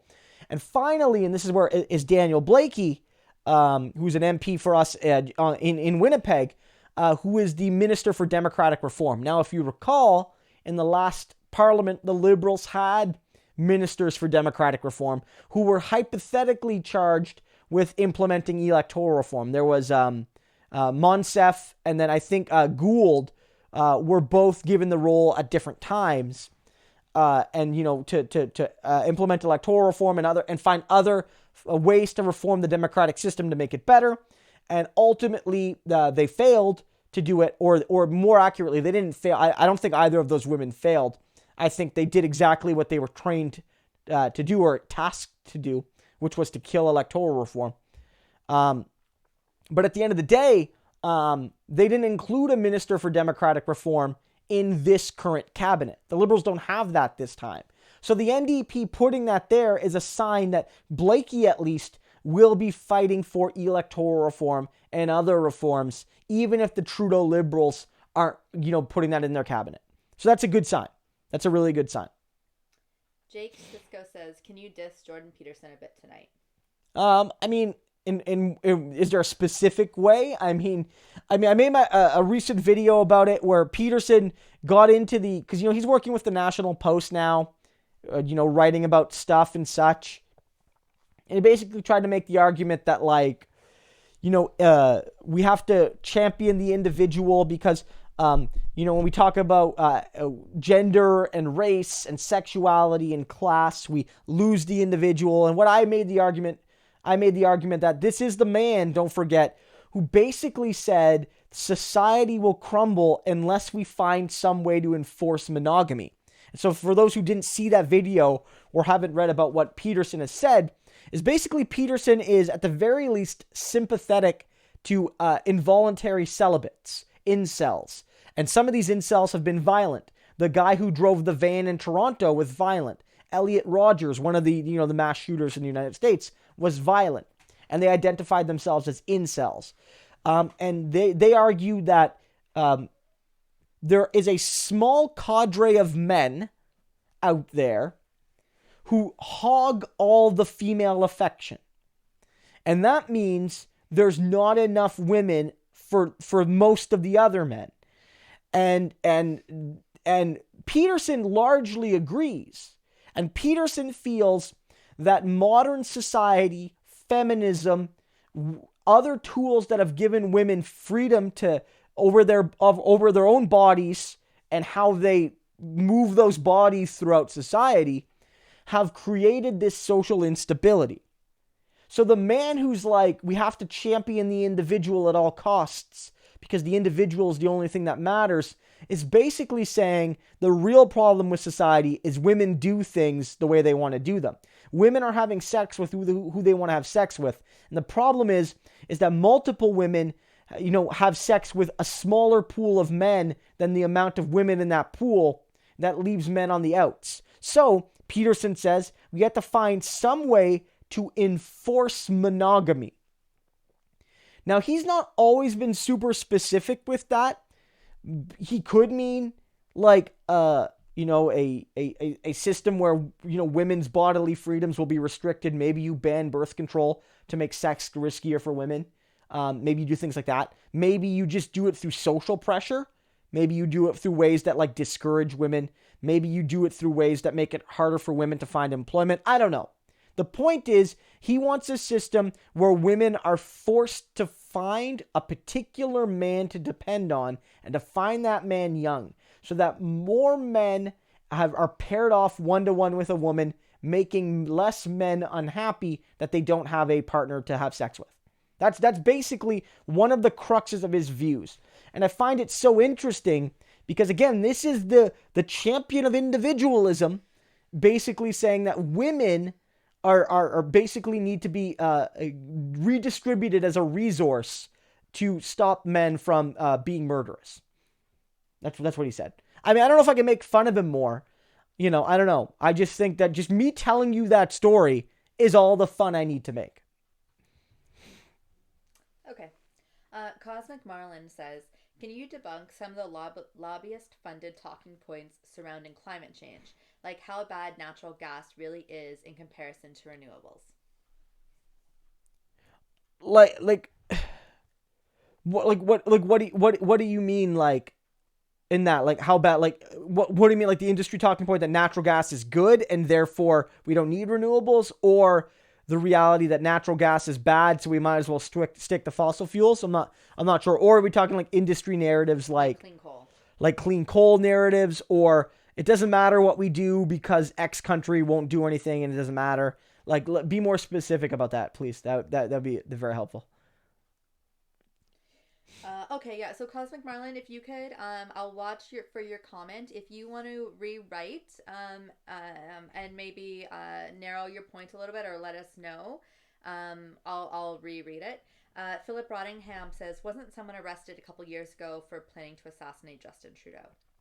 I mean, maybe. I'm not sure. There were definitely some... I don't know if they were planning on assassinating the president or the prime minister, to be fair. But people have made comments online, like wishing harm to the prime minister or other politicians. And I'm sure that not everyone who does that gets arrested. Because like everyone who said, I want Trump to die, or what have you, got arrested. There'd be thousands of arrests. And I'm sure with every president and prime minister. But I think there was somebody arrested or at least questioned, but I don't know if there was any specific plot to kill Justin Trudeau. Now, I think there was some kind of loose plot of a terrorist attack under the Harper years, that there was foiled, not a loose plot, but a plot that was connected to, I think, a terrorist movement.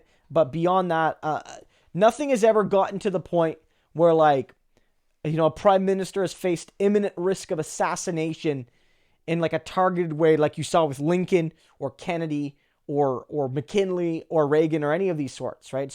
It's not something that has happened in Canada where a prime minister has been assassinated or even almost assassinated. Or if there has, we were just never told.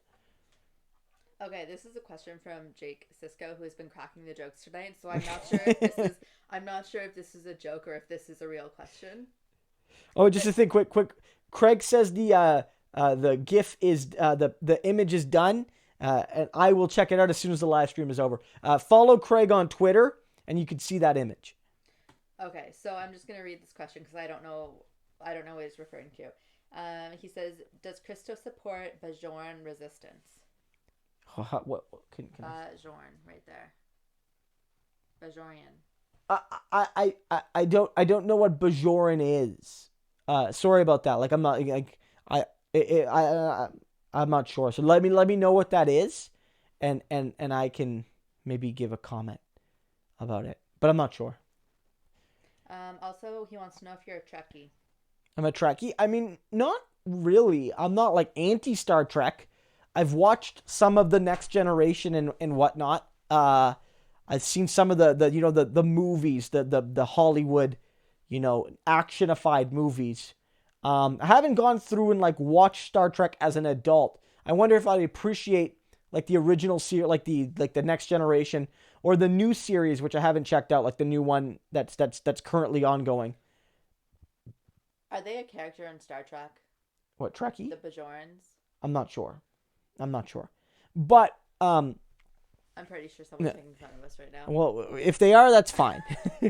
So I'm not a Trekkie, but I've seen some episodes, and I think it's perfectly a fun show. I've seen more Star Wars than I have Star Trek, but I do like Star Trek insofar as I've seen little bits of it.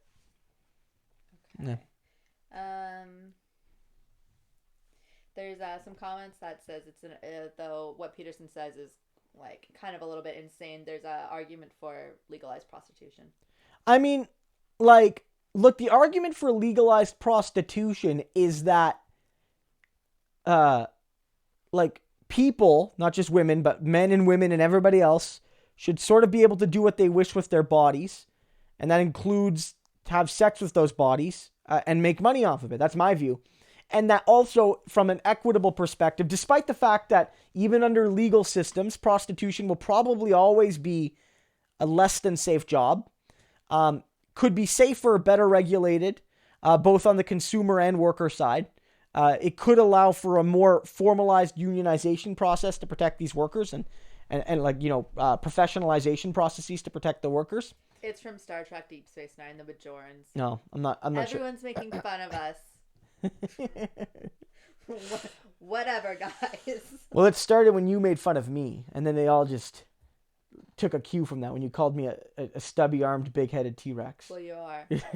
Look, guys, the joke is we all make fun of Christo, and I'm too stupid to get these things. So if it's a joke, you need to write it in italics, so I get it. So, I mean, like, yeah. I would support legalized prostitution. I think it's something that needs to happen. It's a matter of equity and human rights. And I know it's a complicated issue for some people. And I know that legalized prostitution doesn't solve all the issues inherent to how women or just sex workers in general are treated within that line of work. But I do think it's important. I don't know if legalized sex work will fundamentally solve the problems Jordan Peterson raises, real or imagined. But I just approach it from like a worker's lens, and I think it's better than any alternative. I mean, maybe it solves those issues, but I don't know. I don't know if it solves those issues. Like somebody noted on the comment here I saw where it's like in certain online dating things, there is the 80-20 rule where like maybe there are a small subset of men that do get more attention than most of the men, and that leads to imbalances. But I can tell you this, that I'm not a particularly handsome man, and I have a beautiful wife who loves me very much. I'm definitely not part of that 20%, and I didn't meet Brianna like at an old age. Brianna and I met in our early 20s. So I don't buy this narrative that Peterson's talking about, that all these men are hogging all the available women. I think that's largely a misogynistic creation. And again, as some people noted, online dating culture is extremely exaggerated relative to real life. And I've never actually played a part in online dating culture because, thank the stars, Brianna and I met before Tinder was a thing. So we didn't have to really? deal. I think we kind of missed out. We kind of missed out. I don't know. I don't think I could have handled that. No. All right. Cosmic Marlin says, the claim from lobbyists is that we need to drastically develop natural gas as a replacement for coal in foreign markets, but this ignores that the CO2 emissions are practically the same. Yeah, I mean, this is always a tricky one because it's like practically the same. If it's a little bit less, is it a lot less over the entirety of the world? And is a lot less better over the decades? It's a big question. I would certainly say that to some degree, the fossil fuel industry knows that defending things like coal and like tar sands is becoming scientifically implausible, and politically people are starting to see these programs as unfeasible. So is natural gas something they can still make profits on, yet has political acceptability? We see this being something of an issue in BC, where the BC NDP clearly does support, at least to some degree, a natural gas. And this is creating a lot of tensions between the federal party and the provincial party, between the Green Party and the NDP, even though it should be reminded that the BC Greens have refused to pull down the Horgan government over LNG, and so therefore they support it as well. It is their policy as well now. This is a major issue. I don't know if I necessarily buy that it's required. I think to any degree we should, as much as possible, try to move to renewable energies. But if I suppose you could, again, let's say it was practically the same, but it's practically the same 5% fewer reduction. But over the entirety of the world, if we could cut reduction of fossil fuel CO2 production by 5%, is that enough? I don't know. I'm not sure. A little bit better can be a lot better over scale. Jake Sisko is hilarious. Well, I don't know. I'm having so much trouble focusing. Okay, Lisa Hildebrand. A serious question from Lisa. Thank God, Lisa, you're bailing me out. Okay, Lisa says, Christo, I read on Twitter Stefan Lisice's Western New Days of hazing pledges were brutal. If it's true, what are the odds he could lose his Minister of Education position? Yeah, so Lisa's talking about the Minister of Education here in Ontario. He's one of the more, is he a first-term Conservative MP? I think he is. I think he's a first-term Conservative MPP here in Ontario, and he's the Cabinet Minister for Education. And, he's been in the spotlight recently because, of the teachers' dispute and the now the strike and the walkout and all of that. And it broke yesterday or today that when he was at Western, and he's a fairly young guy, so not too long ago, he was involved in like a fraternity and did some hazing things that contained very violent and degrading acts. And of course, a lot of this is allegation from a legal perspective at this point. So you don't want to slander anybody or open yourself up to a lawsuit. But there's a lot of really troubling things that were alleged against him. And yeah, I mean, Lisa, this could cost him his position. In terms of his seat at Queen's Park, ultimately nothing can force him out. And maybe if he gets arrested and he goes to jail, but like he could be forced out of caucus or cabinet because of this, but we'll have to see. A bunch of factors will apply. How credible are the allegations? How many people are willing to speak about it? Is there a public outcry against him because of these things? Do Ford and his team perceive political backlash for not acting against him? These are all factors to consider. But yeah, from what I've read, it's very serious. And I'm not saying he will go down, but I'm saying like it wouldn't be shocking if this does lead to real consequences for him. Nelson David says his legalizing prostitution comment was more of a joke. No, but he says he still loves us. Sorry, Nelson. No, but it's a big debate though on the left, right? Anyway, we're gonna move It's on. a big debate on the left. Mel Gelderman says if Michael Bloomberg is the DNC's biggest donor, will all other candidates yield to him? I mean, if he's I would say no. I would say Bloomberg has jumped in and has, certainly for somebody who's just jumped in the process and done it late, he's got more support than a lot of people do, right? He's, some of the polling I've seen put him ahead of Kamala Harris before she dropped out, in fifth, right behind Pete Buittigieg. You go, like Bernie, like Biden, Bernie, Warren, Buttigieg, and Bloomberg. So he certainly, has a chance to win this, but I don't think the fact that he would give a lot of money to the party would have everyone yield to him. I don't think so. I think Bloomberg's wealth and notoriety, and the fact that yes, he was a mayor, but a mayor of America's biggest city, a city that's much bigger than most of the states. Most of the states have less people than New York does. It gives him credibility as a candidate, at least to some degree. So he'll run. I don't think he'll win, but I don't think anyone's going to yield to him. I don't think that's going to happen. No one's going to want to do that. I mean, everyone wants to be president there. Bernie and Warren certainly wouldn't yield to him. He's running in part because he doesn't like Bernie and Warren. Bernie especially, but he doesn't like Warren either.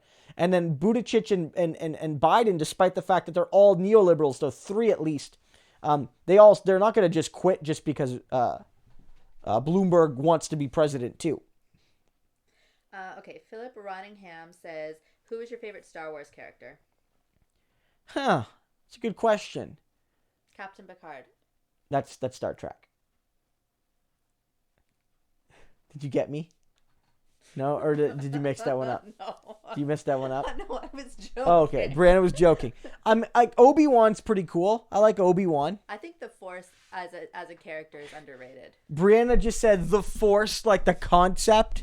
Baby Yoda has been quite prominent recently. I haven't watched The Mandalorian yet, but I like Obi-Wan. Obi-Wan's a cool character. Okay, Jake Cisco says, does Christo play Dungeons and Dragons, and if so, what race class does he play? Well, we actually, Brianna and I, along with some other friends here in the Kingston NDP, we did have a Dungeons and Dragons game that sort of just petered away because, like, we all started having kids, like, and stuff, and then we played up until the provincial election in 2018, and then, like, Brianna was pregnant, and then one of the other players, his wife was pregnant, and then the election happened, so we didn't play during the election, and we came back, and the other person had a baby. Their baby's a few months older, and then Brianna had a baby like last November, so we stopped playing. But when we did play, I played a human paladin, and Brianna played a human mage. No. Yeah, you played a mage. No, I didn't. I was a wizard. Yeah. Okay. Well, sorry. Well, yes. I don't know if we played the Pathfinder, but yeah, Brianna played like a mage wizard type character. And I still have no idea how to play that game. Yeah, it's fun. I did play World of Warcraft for a long time. I've played more than one character. I suppose my main two characters in World of Warcraft would have been a paladin and a mage. Probably the one I created first, like when I first played WoW, like all these years ago, was a human paladin. Yeah. Jake Cisco wants to know if you're chaotic good. My character was lawful good. I was chaotic. Yeah, Brianna was chaotic good. Yeah. Okay. With paladins, most paladins are going to be lawful good. Okay. Let's find a real question. Oh, That's a real question. A's is here. Hi, A's. Hey, A's, how's it going? Thanks for stopping by. Oh, Off-Grid Wannabe. Off-Grid Wannabe, are you saying that your name is Broderick too? We probably are related. Do we have multiple Brodericks here? And they're from OPSU. I like OPSU. They're fine. Broderai? Is the plural of Broderick Broderai? No, you're being weird. One Broderick, two Broderai. Oh, God. Lots of people think you're very handsome. Oh, thank you. I appreciate that. But objectively, I don't know if that's true. Originally, Klingons were based off Russians, apparently. Yeah, a lot of the... Well, see, it's interesting. I always thought that was an interesting debate because on the one hand... Well, wait. Were there Klingons in the original series? The whole point of Star Trek in some ways was to challenge the Cold War mentality, wasn't it? Because there was like a Russian on the crew, an American, an African American, a Scottish person, somebody from Asia. The whole point was like in a time of racism and of Cold War paranoia, wasn't the whole point of like the Gene Roddenberry captain's crew to show like the future of a pluralistic, like post-Cold War humanity and almost like a techno-socialist future? And so then to have the Klingons represent the Russians, even though the whole point of the base crew is to show a future beyond Russian conflict. What? Philip Rodingham says I'm right. I know, I saw that. I was waiting for you to get to it. Yeah. So I find that weird. Like the Klingons were the Russians. So yeah, maybe like people who are more familiar can explain that to me, because I feel like that's a contradiction to the Roddenberry ethos to make one race like a stand-in for like the bad guys in humanity. Maybe I'm wrong though. Okay. Sin Historia says, did you watch the alternative history anime about aliens invading East Germany? No, I haven't. I have not seen that. Let us know if it's good. Okay, Craig Yeah, Adolph I have not says, seen that. Yeah. Craig Adolph says, do you know how Bloomberg is spending the 30+ million he'd already announced for ads? Is that running through a super PAC, or are there allowances for a candidate to loan their own campaign money? I assume... I'm not an expert on this, but I assume much like Canada, you can't, as a candidate, you can donate money to yourself, but there are limits. So you can't just spend $1 billion because it's yourself and, circumvent campaign finance rules. But I think that if you funnel it through a PAC, then that's probably how it's being done. And maybe if you like set up a PAC, and there can't be direct communication between the campaign and the PAC, so maybe the PAC is almost like a blind trust in some way. But like that's probably how it's being done. That's probably how it's being done if you set up the PAC in that way. Other than that, because yeah, he couldn't just spend like donate 30 million to like a particular campaign and like the way that like you just cut a donation. Even down there, I think there are individual campaign contribution limits. So yeah, it's gotta be through a PAC, right? Like I assume. Yeah. Okay. So people want to know in real life, what's your alignment? And I would say Christo in real life is chaotic good, although much more chaotic than any sort of other thing. I mean, I don't know. On the one hand, like I'm chaotic in the sense that like I do. Oh God. No, because like I do have a certain like tear it down mentality sometimes. For social justice, it'd be like a chaotic good, like a Robin Hood type figure. But then at other times, I do very much believe in structure and planning and procedure. Sometimes to believe those things are good. So I don't know. I wouldn't say like I'm not sure. I guess like it would depend on the day. Some days I'm lawful good, some days I'm chaotic good. I'd like to think I'm always pretty good, but who knows? Okay. All right, this might be one of the I think we're like winding down on real questions and it's just kind of devolved. Well, I'm having fun. I'm having fun. They're having fun. I know. We're having fun. We have to go to bed though. Okay, so Jangy Man says, do you think a Bernie presidency would spawn a broader socialist sentiment abroad, e.g. UK's labour movement seems to be gaining traction, etc.?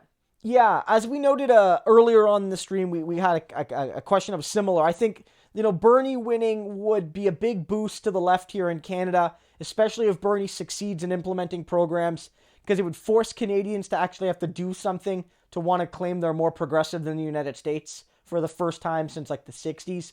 If Bernie creates Medicare for all that includes dental and pharma, then we'll have a worse healthcare system than they do. If he makes university free, we'll have worse post-secondary access than they do, and on and on and on. Another factor is that one of the few, like the U.S. president's a powerful person, but they're actually less powerful than like a prime minister in Canada because like they're more constrained by the potential for one of the two other houses to be controlled by a different party, and individual congressmen and senators are more apt to vote their own way in discordance with the president than they are here in Canada.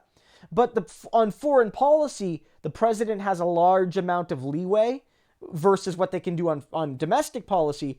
And so Bernie Sanders being like an openly like left-wing president, maybe the most left-wing president relative to the ideology of his day in American history, could really be a boost to left-wing energies all around the world.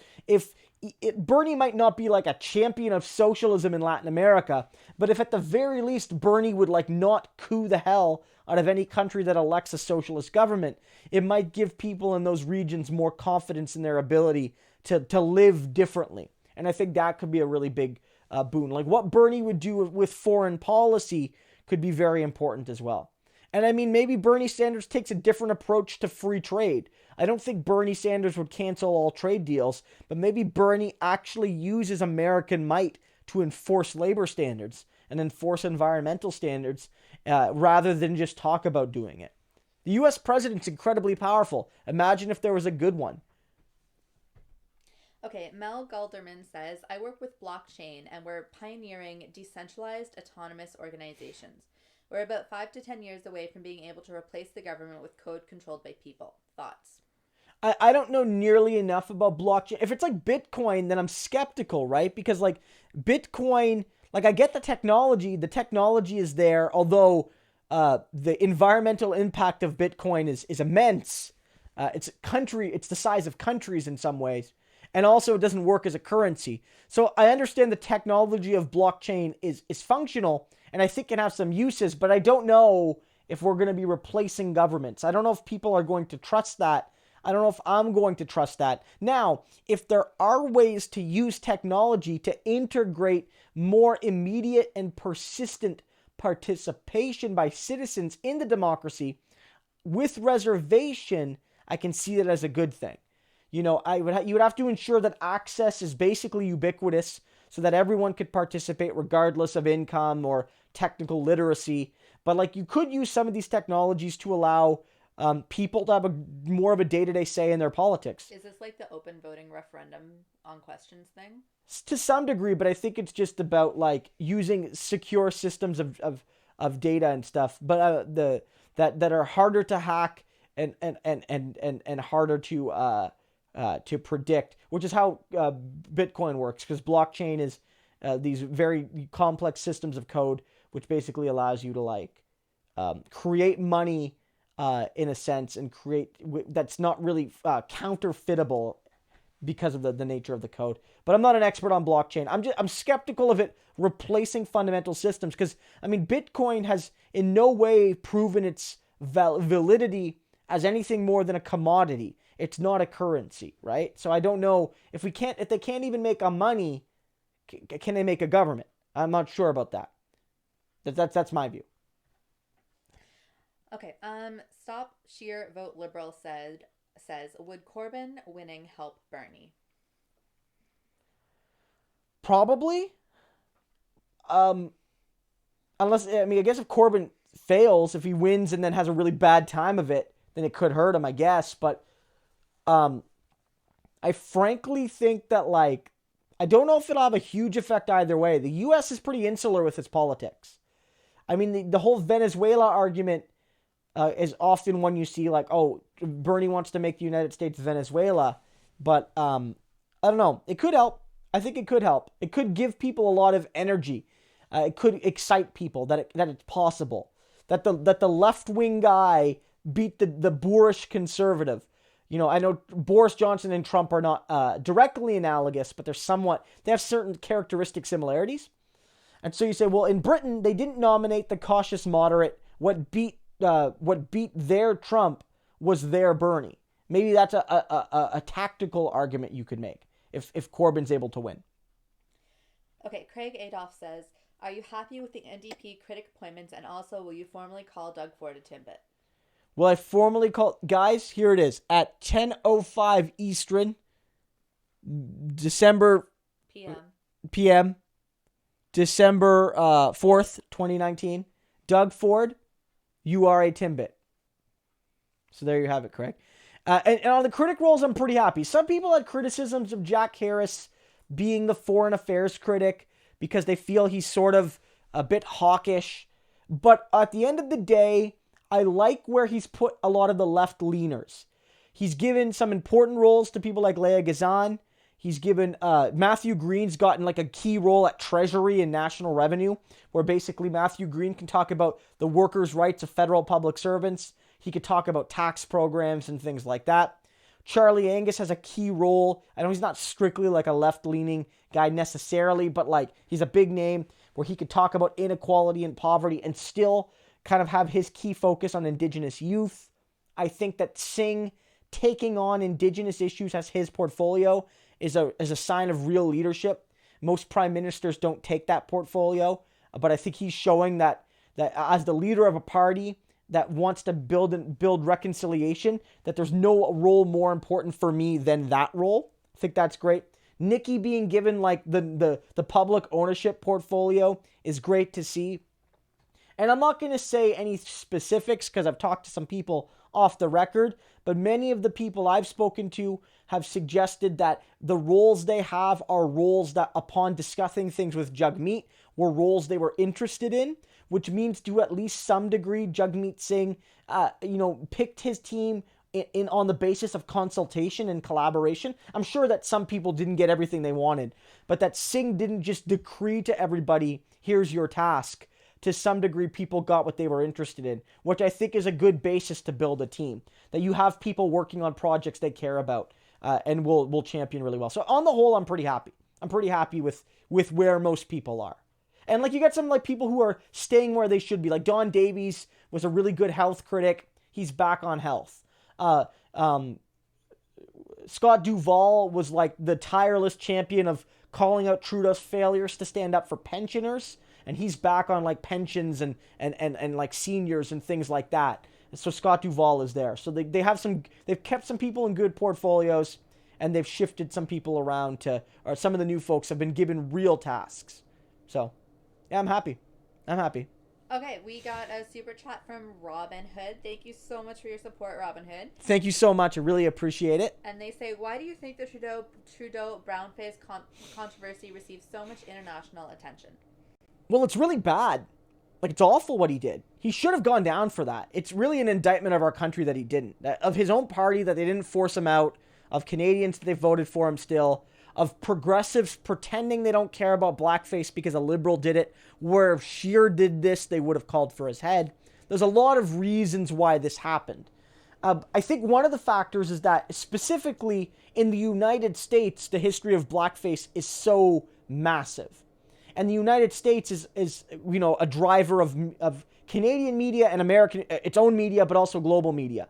So because blackface is such a common or a powerful issue in the United States above all, because they can drive a lot of international news, I think that because this became an issue in the States, it became like a global issue in that way. And I think that's the biggest reason. And it is a big deal. And it clashes with Trudeau's understanding or Trudeau's identity. And so, it's like a dog, there's dog bites man stories and there's man bites dog stories. And while a lot of us on this stream sort of knew that, hey, the man who fundamentally doesn't believe in the fundamental human dignity of Indigenous people, which I believe Trudeau doesn't. I believe Trudeau, as Romeo Saganash says, doesn't give an F about Indigenous people. That's what I believe. Romeo Saganash was right. So I don't think there's too much of a leap between a man who doesn't care about Indigenous people and a man who will mock other cultures systemically. Trudeau did blackface/brownface no fewer than 3 times, and he will refuse to tell us if he's done them more or the last time he did it. But for most people in Canada and beyond Canada, this is totally out of whack with what Trudeau is or purports to be. And that makes it a more interesting story, right? It makes it a more interesting story that the king of progressive image making globally in some ways since the rise of Trump is a blackface aficionado. Okay, so we have some questions coming in, and I would like to wrap up by 10:30. Okay, we can go. Yeah, okay. So let's focus. We'll do like a lightning round. Focus. Okay. Sin Historia says, I read a thing online about the 2020 NDP convention being pushed back to 2021. Any actual word on that? I saw the same thing probably. I think it might be debated by the National Council, basically. I haven't heard anything positive or negative. Some people have suggested this is like Jagmeet worried about his job and he's trying to save it. But if you've looked at every kind of polling, Singh's got anywhere from like 87 to 95% support among NDPers polled. So I don't think it's about that. I think the concern would be the cost of a convention, and that we might have an election quicker than we would if it was a 4 or 5 year majority. So they might be worried about that. My inkling is that we should still have the convention. I think it's good to have one every 2 years. And even if I'm confident that Jagmeet would win a leadership review, we should probably still have a convention. That's my view. So I would, if I had a vote, like if I was on the national executive, I would vote against postponement. Like if there are ways we could save money, like let's try to find those ways, but we should still have the convention. Okay, Nelson David says, should real progressives take over the Liberal Party instead of keeping on going with NDP or Greens? No. Justice Democrat style. No. First of all, the Justice Democrat, it's not analogous, right? The biggest non-democratic or Republican party in the U.S. is probably the Libertarians, which of course are not a left-wing party. They're full of proto-fascists and all sorts of ugly, which is ironic given that they're libertarians. But you just look up the libertarian to fascist pipeline. If you Google that, you'll see that it's more common than you might think. And in some ways, and that party has what? What does it get on a good election? 3%? Whereas in Canada, you have a left-wing party that's existed since 1932 and has routinely done extremely well. Its worst result has been better than the best ever results by socialists in the United States. You know, the NDP getting about 7% in 93. Eugene Debs, the best he ever did was 6% back in like the 1906 or something. So it's not analogous. In the US, they truly do have a two-party system. In Canada, you have a legitimate left option. So I would say no, not at all. The Liberal Party is not a valid venue for left-wing energies. No. Okay, Philip Rottingham says, I sometimes hear people talking about difficulties with the Canadian healthcare system. I worry this could lead to making privatization easier. What can I say to counter this? Well, you could argue, it would depend on the specific question. In some cases, it's a lack of funding, right? Like, you could make a starve the beast argument. There has been, in many cases, both in Canada and the US and in other countries, a starve the beast approach that a lot of liberal and conservative politicians have used, which is you make the public service underfunded, and it lowers the quality and efficiency and experience that people have with the service. Therefore, they start to complain.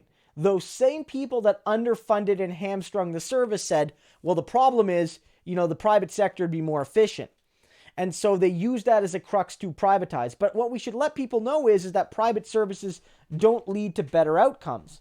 What you might suggest to them is look at the United States, where they spend more per capita on healthcare, and there are still dozens of millions of people who don't get healthcare, right? And even the people with health insurance still often have to pay ridiculous copays, or they get a procedure that they think is covered and it isn't, or they worry about not getting the procedure they need because they don't know if their insurance covers it, and they die in the meantime. There are people who don't call an ambulance because, and this is actually an issue in Canada too, to be fair, where ambulances aren't covered. They're not covered in every province. And they die because of it, or they get sicker because of it.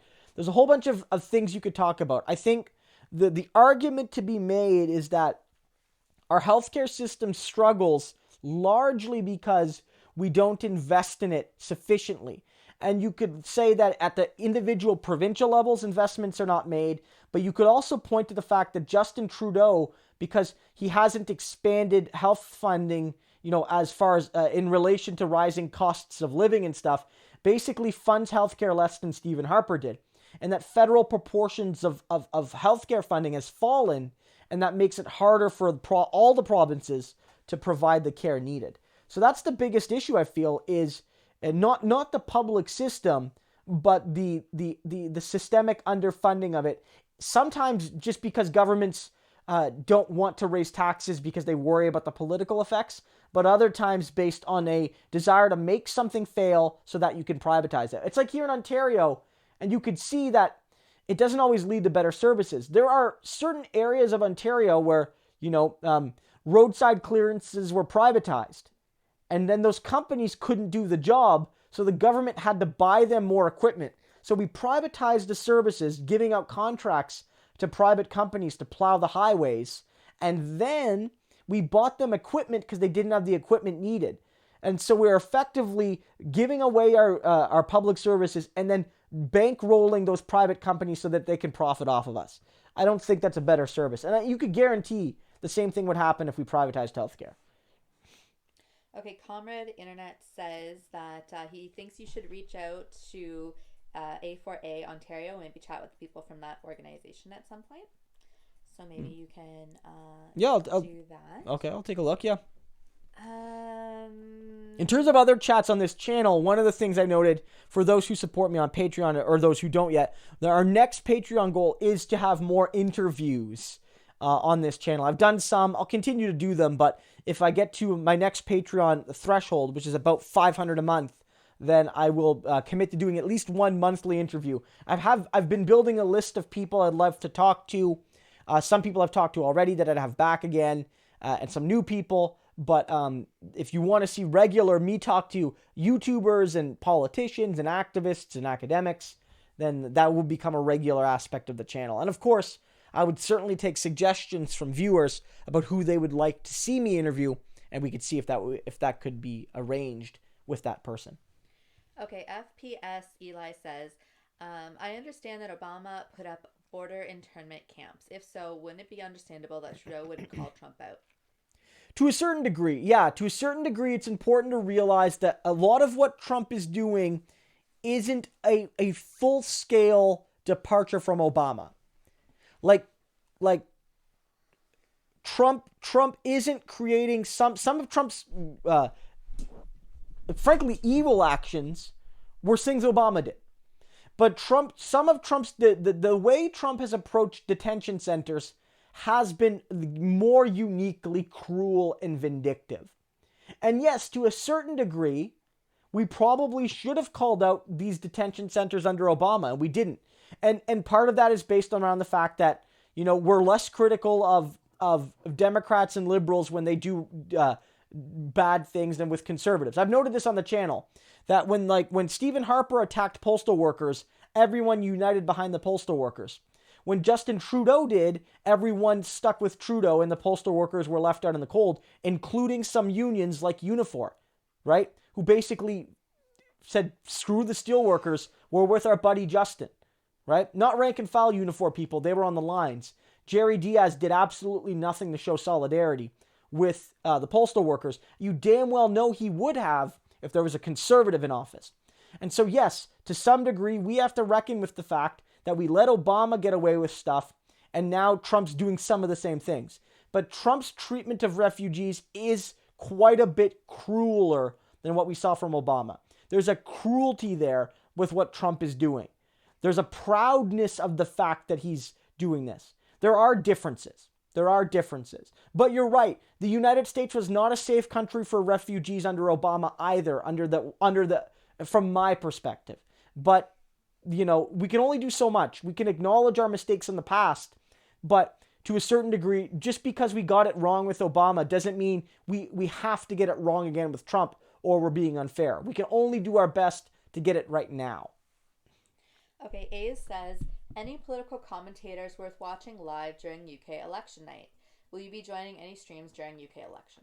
I haven't planned anything yet.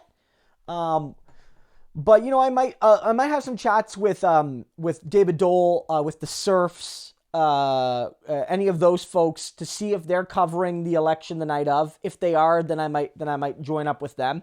I haven't planned anything yet. I'll probably do something that night, whether it's a live stream or whether it's like a post-election thing. I'll be doing something, but we'll have to wait and see on that one. I haven't committed to anything, but I'll definitely be talking about it. We'll see if something happens on Twitch. I don't have any connections to like British YouTubers per se. Like I don't know if there's anybody who really covers on YouTube that kind of politics. Other than that, I mean, the BBC will be covering it and things like that. But I mean, they're clearly in the tank for Johnson, given how they've edited media and stuff. But look, like there'll definitely be leftists on YouTube and Twitch covering this 100%. And I might be a part of that. Did something happen at York U with some like attacks or something? Maybe are you just talking about? So at York U there was a kind of a. When I say clash, I don't mean like necessarily like a violent clash, but there was like a sort of debate or kerfuffle between pro-Israel and pro-Palestinian forces, and the pro-Israeli people basically lied and said that the Palestinian people were saying into the ovens with you and things like that. None of that was proven, but there was proof of a lot of the pro-Israeli forces saying some pretty awful stuff about Palestinians and Islam, and a lot of people in the media and politics basically just took the sides of the pro-Israeli people, even though that's not what actually happened. And I would say for the most part, most people there were probably just disagreeing. But it seems like in terms of the aggressors, they were definitely on the pro-Israeli side, who were there not even really talking about Israel so much, but basically taking a pro-Israeli defense force stand. And of course, this partially includes like Justin Trudeau and Doug Ford basically said like these people were anti-Semitic for criticizing Israel. And we had Randall Garrison from the NDP basically say that, I don't know if he spoke on this, but he spoke in general about, Palestine not doing enough to fight for peace, and he was wrong there too. I'm not an expert on the situation on the ground, but as is usually the case, the pro-Israeli side is wronger than the pro-Palestinian side. Israel's an apartheid state, guys. Like, it's the reality. It's apartheid. Okay, so we got a super chat from, let me just move that up there, babe. Mel Gelderman, thank you so much for your support. And he says, our society is not shaped by your vote, but rather by who controls your money. You can be all for green energy, but if you have money in a bank, they are funding oil and gas for you. Defunding the bank builds a better democracy. I mean, yeah, Mel, thanks for the comment. That raises it's a really interesting point, because you're right in noting that for some degree, you're in the, if you don't, yeah. Well, you can be if you want, but yeah. So you can't in some ways separate yourself fully. Like, it's like the age old question: can you be an ethical consumer in capitalism? And the answer is you can make ethical decisions, but I don't know if you could be ultimately ethical. And part of this deals with if you have money in the bank, the way it works is if you put money in a savings account, the bank pays you interest, but the bank can invest that money. And how the bank invests that money includes maybe investing it in oil and gas. Or if you have a pension, and that pension might invest in oil and gas, because that pension's job, in a sense, is to get the maximum return it can, and it may invest in things like oil and gas. So to a certain degree, the nature of our retirement structures and our banking structures have people investing in things they might not support. That's certainly a part of it. It's not something we talk about a lot. So Mel, thanks for the donation. And that's an incredibly important point, because like the private nature of the banks creates this issue. But even still, like, if we're being really honest, right now, even if the banks were all publicly owned, like if they still used fractional reserve banking, and they invested that money, there's no guarantee they would invest it progressively. And there's been a huge debates about how the Canadian pension plan should invest. And the Canadian pension plan had this big controversy when they were invested briefly in U.S. private prisons, and then there was a protest and then divested from them. But I bet you they're still invested in certain energy forms that are ultimately destructive to the planet. And those are public bodies too. I don't know if we have the answer right now, because it's really hard. Like, these funds are invested in by these bodies because they have a very clear goal to maximize return. And if you can you maximize return the best way you can, because if you don't, then the fund doesn't have as much money for people to retire on. So it's rooted in, even in capitalism, more fundamentally than just banking. It's deeper than that even. Okay, Ace says that they wish they had a Canadian Discord where they could all communicate outside of the stream together, which would be nice if you put that together. Bahab says, if Bernie wins, could he start a new party as president, or would that be unwise? I don't think that would work very well. Bernie, like it or not, is going to need to find allies, and most of those allies are going to have to be Democrats. I don't think that would work. I think Bernie Sanders, much like Donald Trump, where a lot of establishment Republicans didn't want him, now 93% of Republicans love Trump.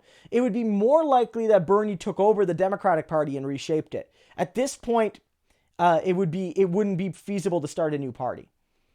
At this point, what's been very clear is that you can win with left-wingers as Democrats in various parts of the country at the local and state and national level. Like, you have Lee Carter in Virginia, you have Ocasio-Cortez and others, and of course you have Bernie Sanders, of course.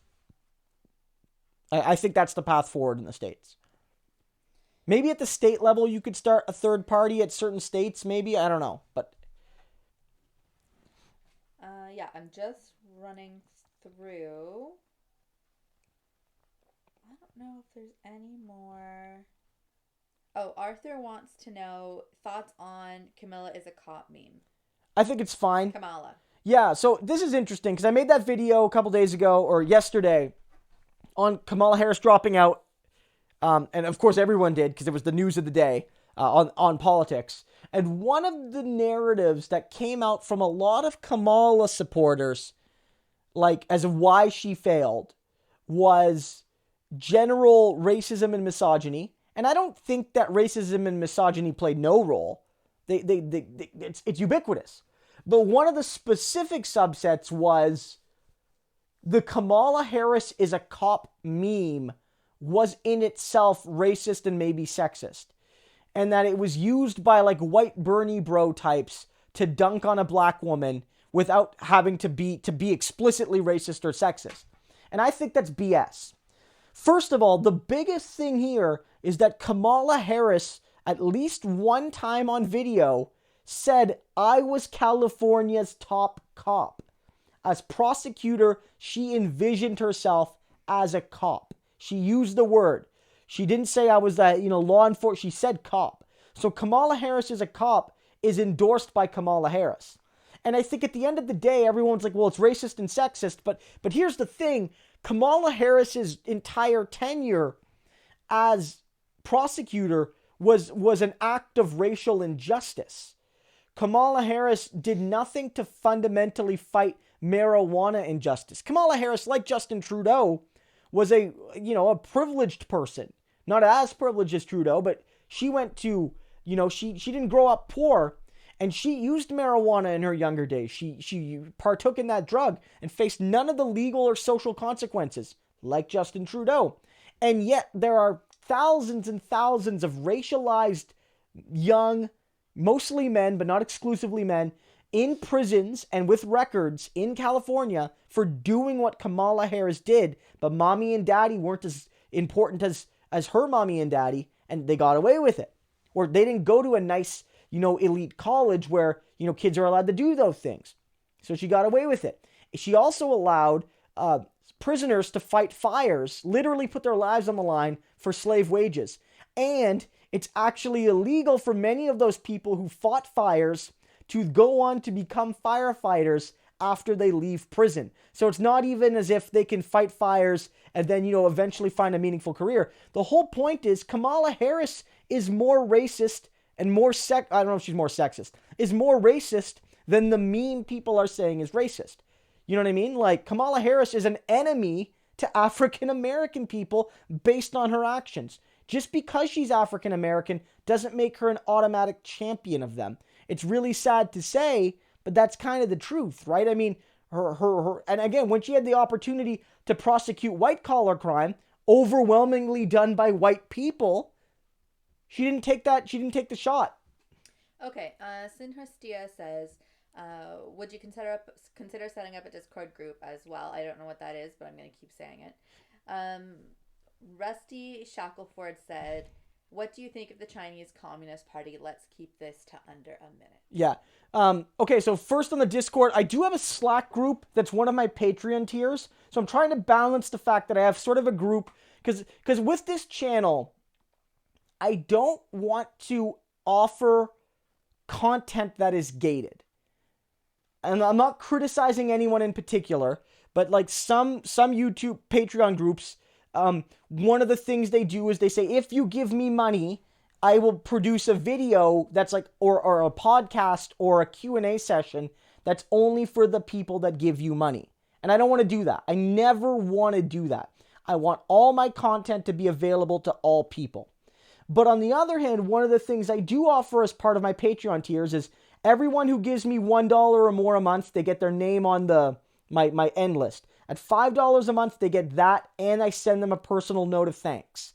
At $10 a month, you get access to a Slack group where we have like where people can chat with me kind of throughout the day whenever they have questions or comments, and I'll chat with them. And so that is one of the things I offer. So I have to balance the fact that if I have a Discord group, does that invalidate one of the things that I've reserved for some of my patrons? And that's something that I have to kind of think about a little bit more, right?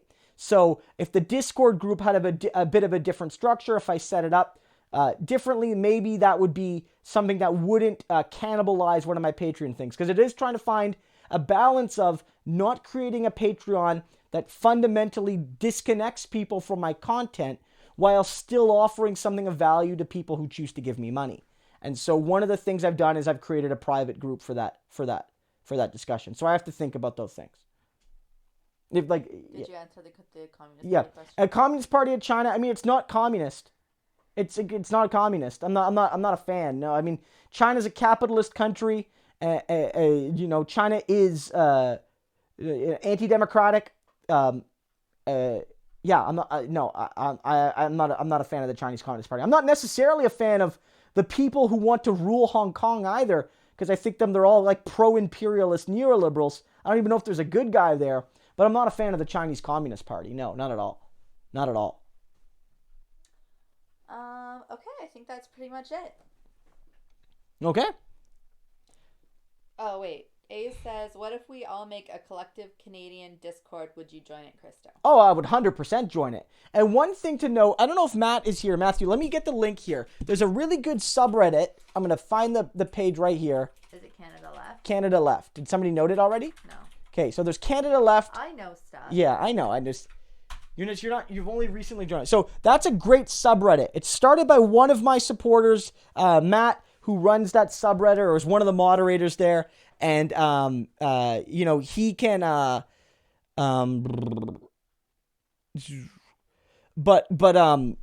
check that out. It's a great meme group. If somebody started a Discord, I would certainly be a part of that. I would play a role in that. It's not that I want to try to balance certain things out with my supporters. And what you'll find actually is that even many other left-wing YouTubers and Twitch streamers will gate content for their donors. And I realize not everyone can afford to give me money, especially on a monthly basis. And so I don't want to gate anybody away, but I do want to offer something to my patrons because they do give me, money every month, and, their money is hard earned. So I want to recognize those two things. But if somebody starts a Discord, you can do that. And maybe Canada Left could be used as a jumping point for that. Jumping off point for that. Does it have a Discord? It might. I don't know if there's a Discord associated with it. But if that subreddit has about 5,000 members right now, 4,900, so it could be a good place to discuss the formation of a Canada Left Discord where everyone could kind of join it. All right. Yeah. I think that's pretty much it. So this was great, guys. Thank you so much for coming. Thank you so much for all the donations and the great questions and jokes and comments. I had a lot of fun tonight. Tonight was like one of the more, like, this is always fun, but tonight just seemed like it was like extra fun. I don't know about you, but I thought it was really fun. And just a few things for those who are newish. Please consider, Craig says 50th. Thanks for the donation, Craig. 50-year anniversary of Fred Hampton's death today. Yes, thank you. That's very. I would have not known otherwise. But at the end of the day, we do this every Wednesday night, 8 p.m. Eastern. I'm also on Twitch. So again, if you want to follow me on Twitch, feel free to do so. Although I am not on Twitch, so that's a huge drawback. Yeah, so Brianna won't be on most of the Twitch chats, but she will be there at some point. So join me on Twitch, where I'll be doing a lot of streaming as well. Again, I'm on here every Wednesday night. In terms of video content on the channel, I do post videos pretty much every day, often multiple times per day. One other thing, just for people, for perspective, one of the decisions I've been making, and it seems to have improved the outreach of my channel, is after live streams, I don't keep them up anymore. I don't delete them. If you save the link or bookmark the page, you'll be able to come back here indefinitely. But I don't publicly list them anymore, because what people seem to have figured out is that live streams hurt your channel if they become on-demand videos, because they don't get clicked very much and they don't get watched for a large proportion of their runtime. So if you want to see the streams, if you've clicked the little bell, you should get an email or other form of notification that gives you the link.